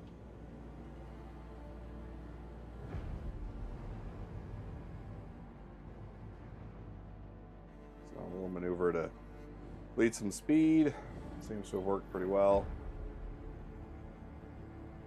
I'm used to flying some of the bigger ships, so I forget how zippy these smaller ships can be.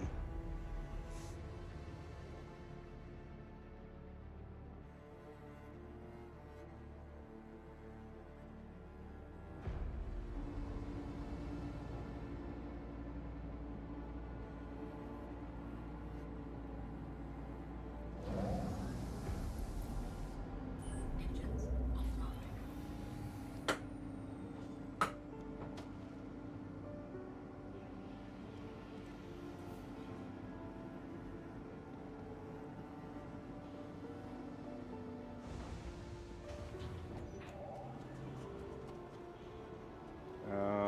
I am here. I wonder if this mission is bugged already.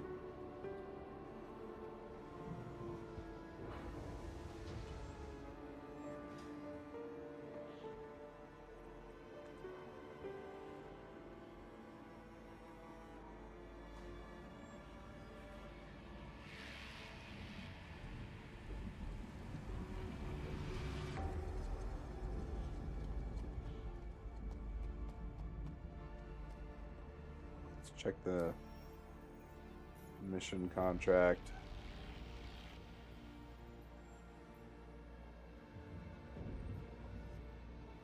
Engineering. So let's try going to the engineering area and see if it updates. I'm just a little nervous because it still says go to Onyx facility S3A8. Well, I'm there. I would have thought that it would give me a new objective. I mean, it's fine if it doesn't show me exactly where the guy is. You're saying abandon it, Wills? It's not going to work? It has failed. Alright, well.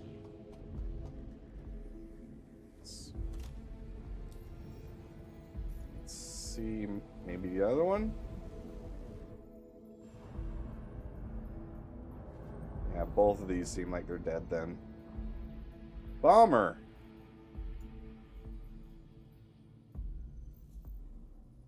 Alright, well.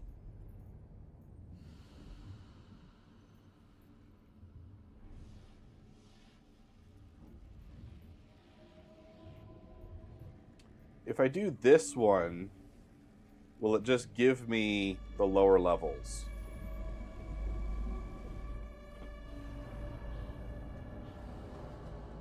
Let's find out.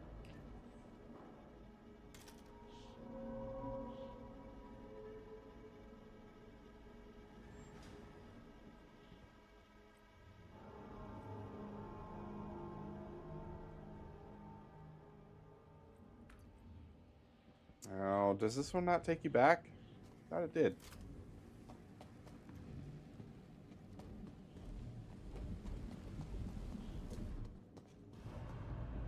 Seems I have to... I know there's another elevator. This won't take very long.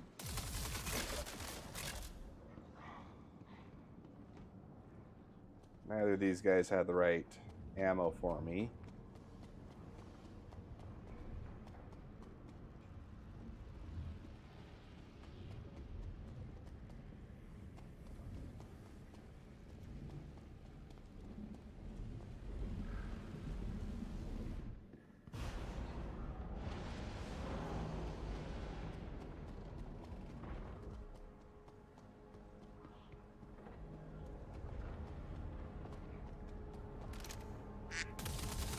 Hey, Wills, how we doing?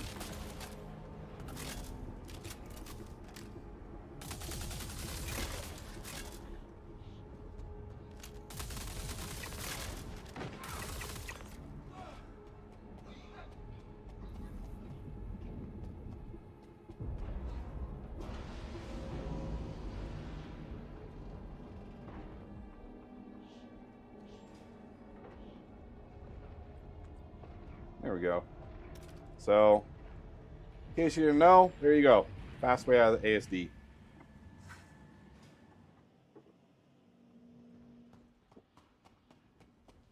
Just lame that the mission broke. I do like coming to these facilities. I think they're super cool.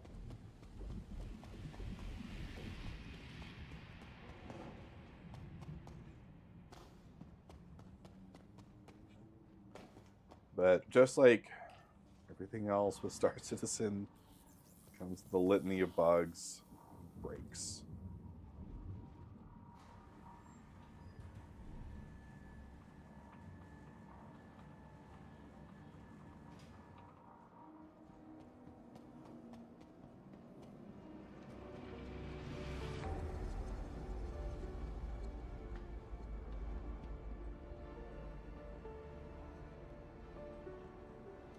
I haven't really taken the time to do the look around this ship. This is one of the areas where Star Citizen does do really well, is the ship design, detail, art, the broken bounty hunter pod. or is it just because I know that they were making it so that the pod was removable. Is that what's going on? Or is it just bugged? Who knows?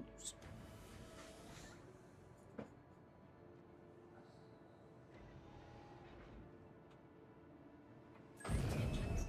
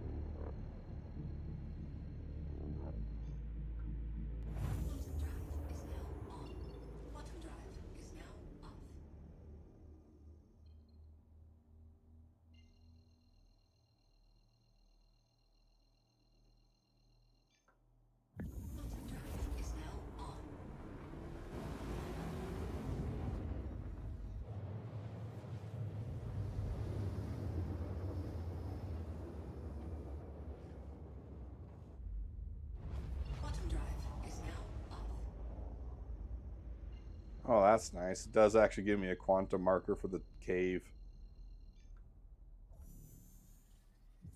Back when I was a boy, you had to fly to the caves. There was no markers.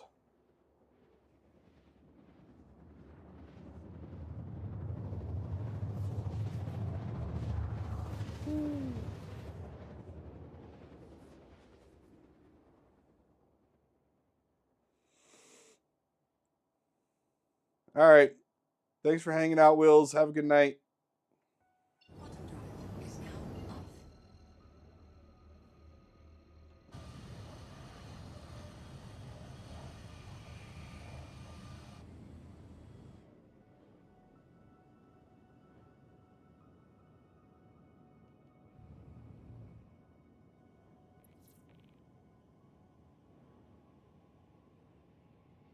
Okay. Shields online.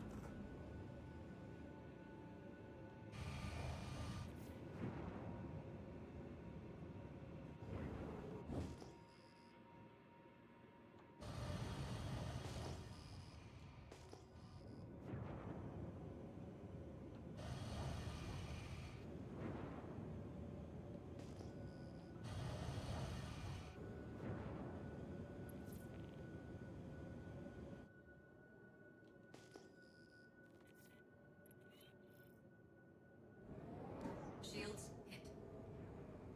Okay.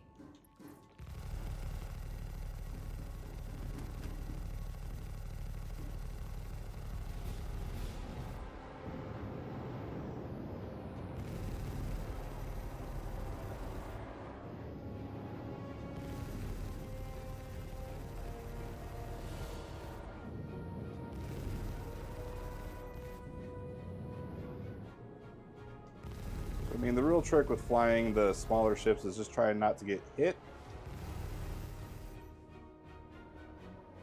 And try not to black out. But against these larger ships, pretty easy to keep them in your crosshairs. And if you're good, you might even get some shots.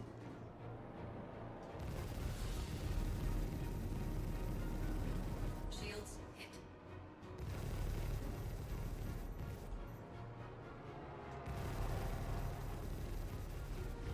And something like the Prowler, yeah, it has big guns, big shields, but it doesn't have the maneuverability to hit me as long as I play it smart.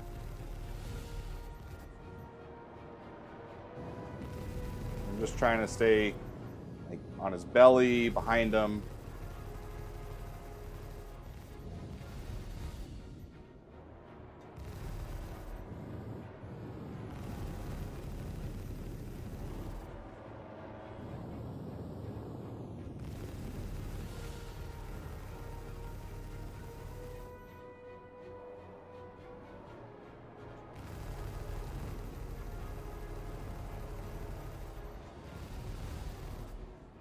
And we're just whittling them down.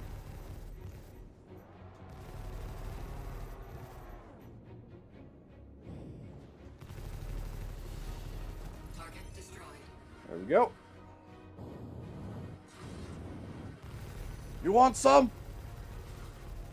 It's another Hawk.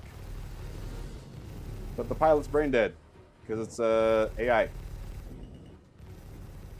Great. Let me cross them off the list and get you paid. Target destroyed.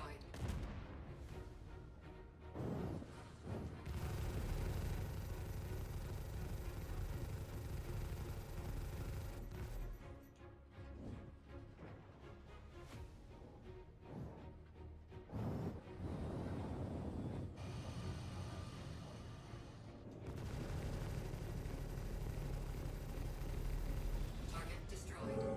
Ooh, that was a little close. All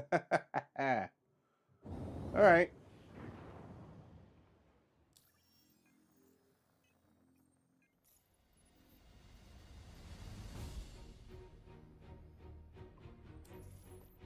Why is it still playing music? I think we're fine.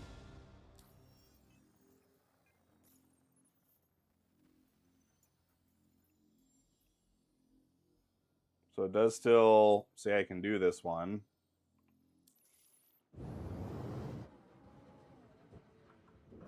Shields offline.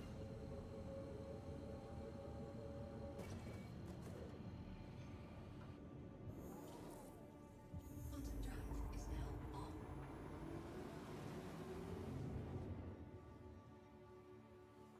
And then I should have more missions available to me now. Still not a ton though, huh?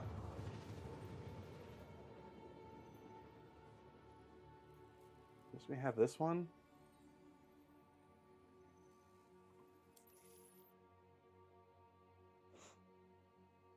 Quantum drive is now on. Shields online.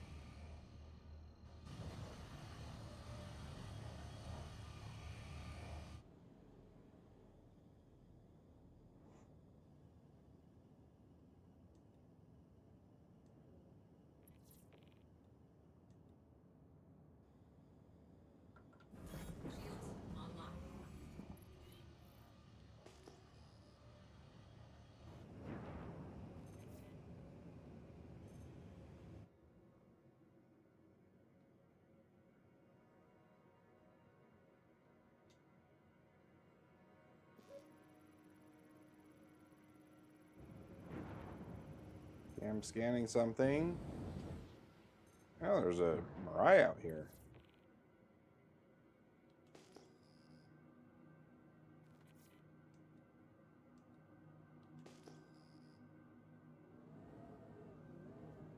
But now it says I have no target.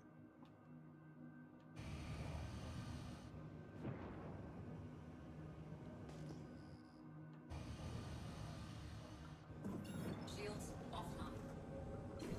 Shields online.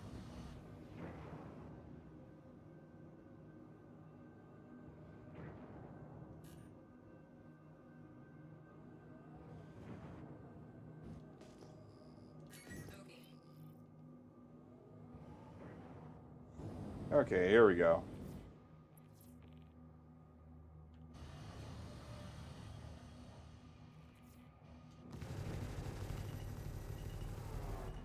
Ooh. Okay, I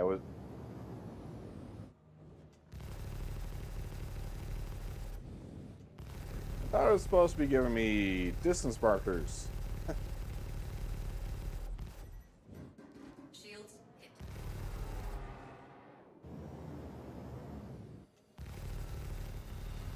This guy likes to joust quite a bit.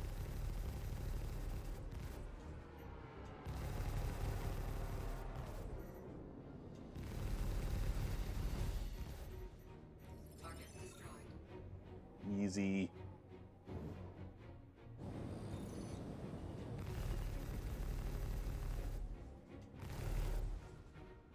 Nice job taking them out. I'll push your payment through.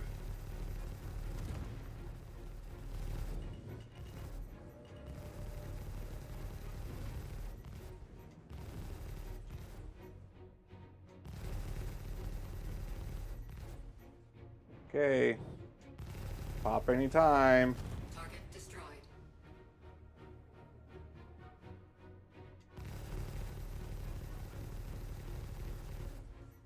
I want the big explosion. There we go. All right, now do I have more missions? Come on. Got 10 now. Okay. These ones I'm not going to try because they think they're still broken.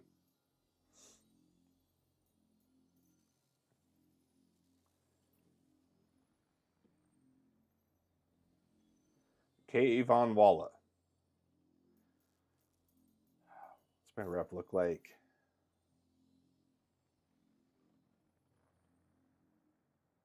I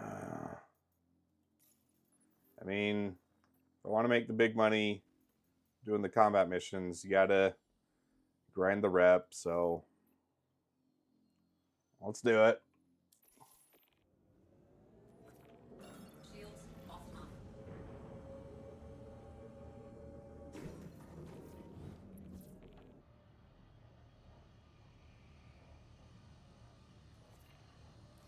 Hey, it's Ken. Saw that you're picking up another bounty. Good luck with this one. Thank you. I don't need luck. I'm going to be the best starfighter in the whole galaxy. Doesn't Anakin say something like that in episode 1? I'm going to be the first one to see them all. Quantum drive is now off.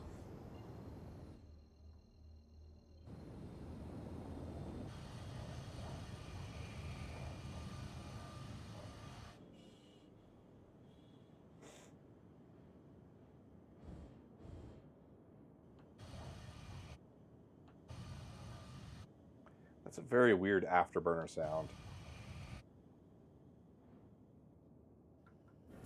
Shields online.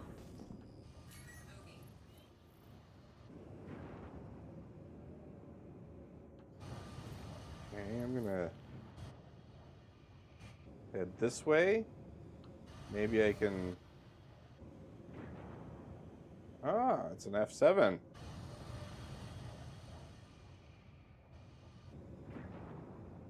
Now he sees me. But dropped his shields for some reason. Shields hit. Now he's got to raise his shields. See how that works? Weird.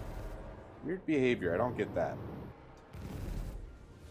It's got to be just another bug.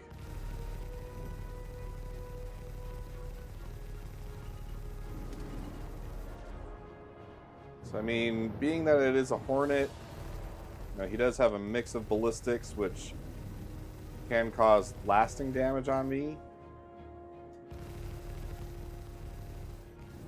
But again, not really a big deal. I mean, these earlier missions are kind of a hand me. Target destroyed. There's a yeah, Mantis.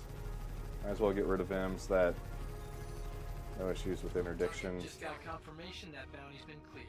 I'll get you paid.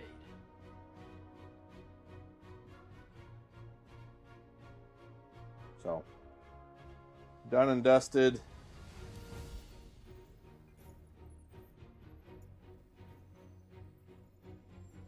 If it's NPCs, they usually use nav mode to close distance. So I mean, I understand that part. It just seems like the logic for when they triggered that is a little goofy. Because if I'm 2K away, you're not even going to get to nav mode before I'm right on top of you. Shields Can't hear. I'll be tracking your progress on the bounty. Watch yourself out there. So I understand the logic. It's just, it needs a little more refinement. Because all it really does right now is just shorten the fight because they drop their shields.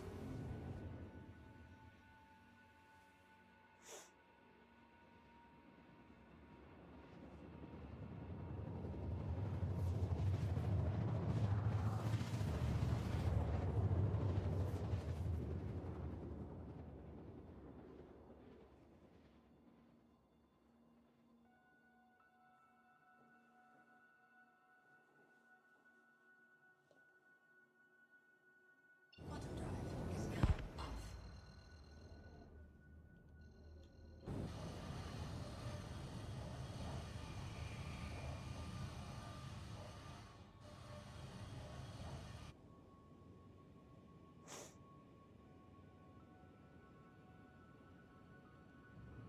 This is a pretty fun ship, though. Okay. Shields online. Alright, they don't know I'm here yet.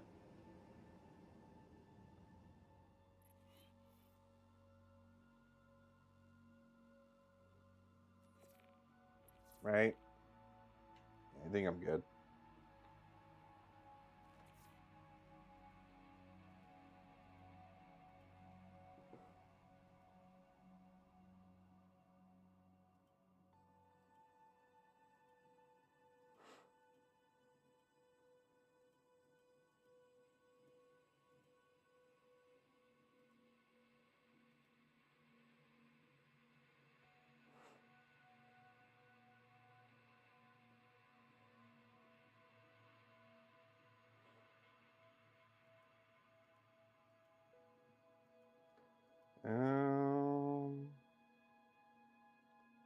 is...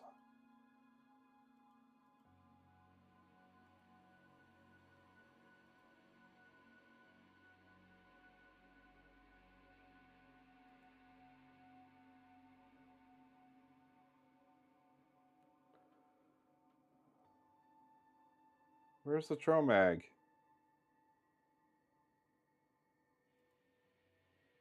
Aegis Gladius. Decoy. Launcher. That's not it.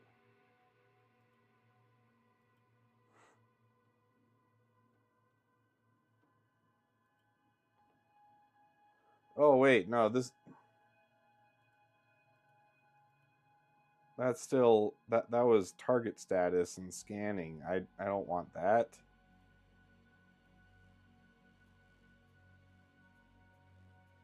Here we go. EMP. Turn this on. Let's bring down the coolers.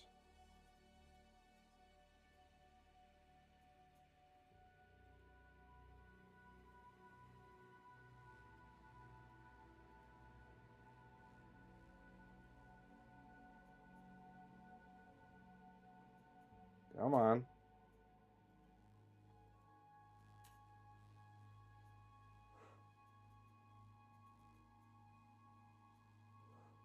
And then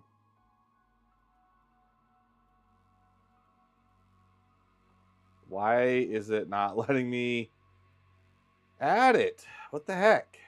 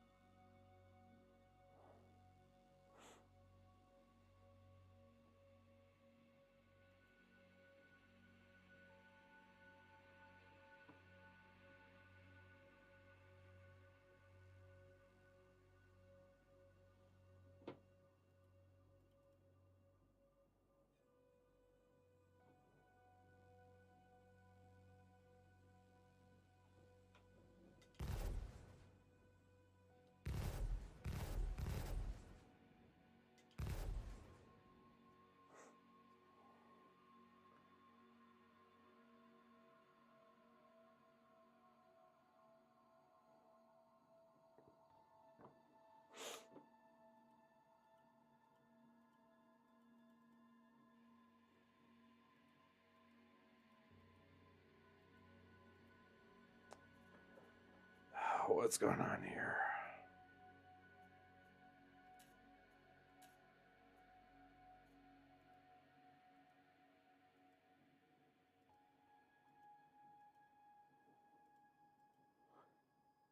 It's not letting me add the EMP to anything.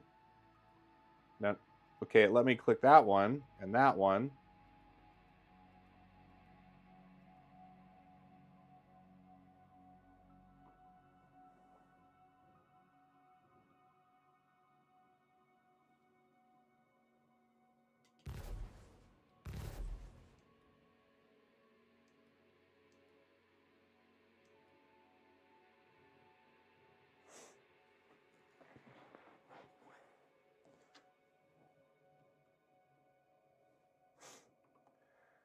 Now let's make sure that I actually have my keybind set up right.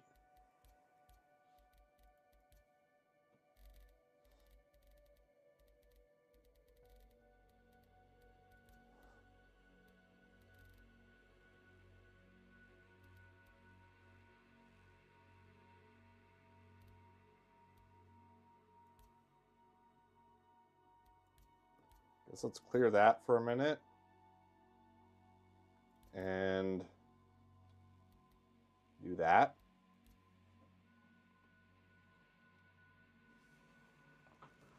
There we go. Now it's charging. So this is our EMP. Still kind of derpy. The animation's very old. Okay. But if I get close, I will be able to wipe out this guy's shields and make him a bit easier of a target to deal with.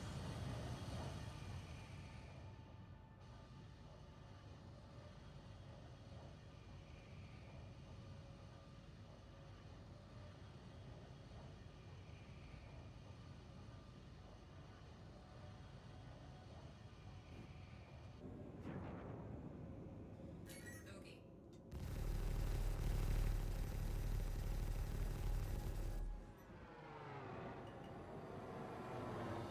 Shields hit. Okay, that didn't seem to really do much.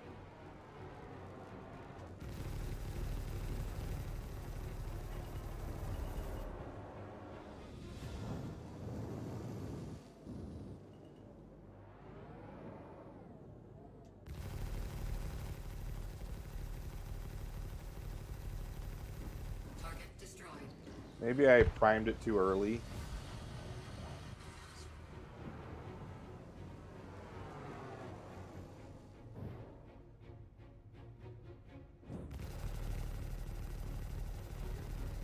But it doesn't really seem like it's doing anything. Shield down.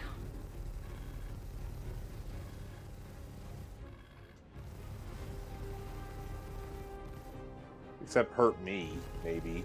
This is the first time my shields have actually gone down in any of these fights.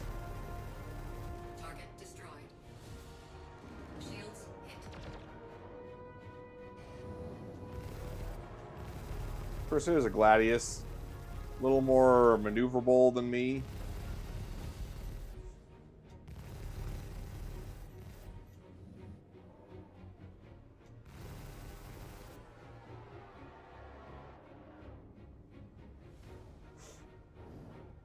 The thing I'm really struggling with is figuring out the blackout angles. Like, I don't do a whole lot of combat, so like figuring out how to neutralize that a little tougher for me.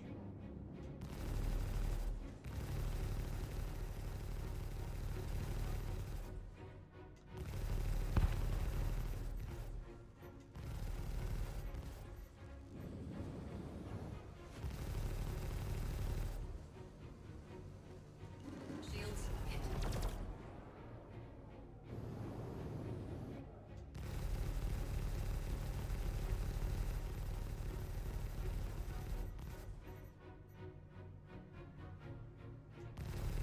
Oh, and I gotta turn off that setting, the one that makes you zoom in over time. It's so annoying.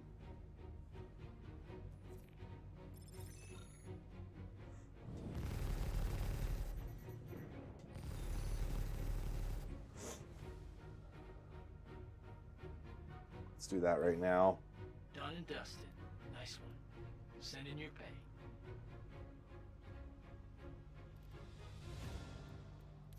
All this Pilot V joy crap.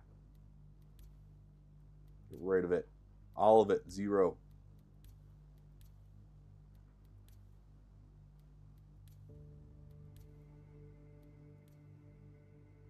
Well, actually, let's do that. I shouldn't have changed that one. I don't think I touched that one.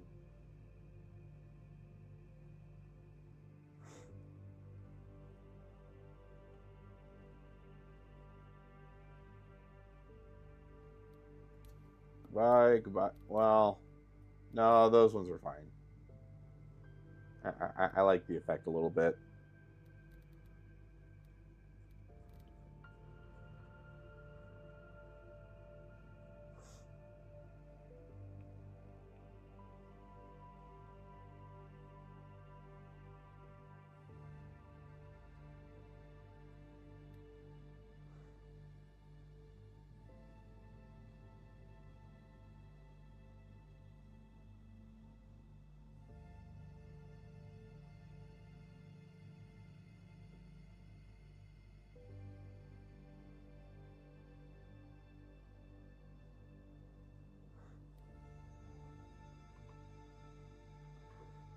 Okay.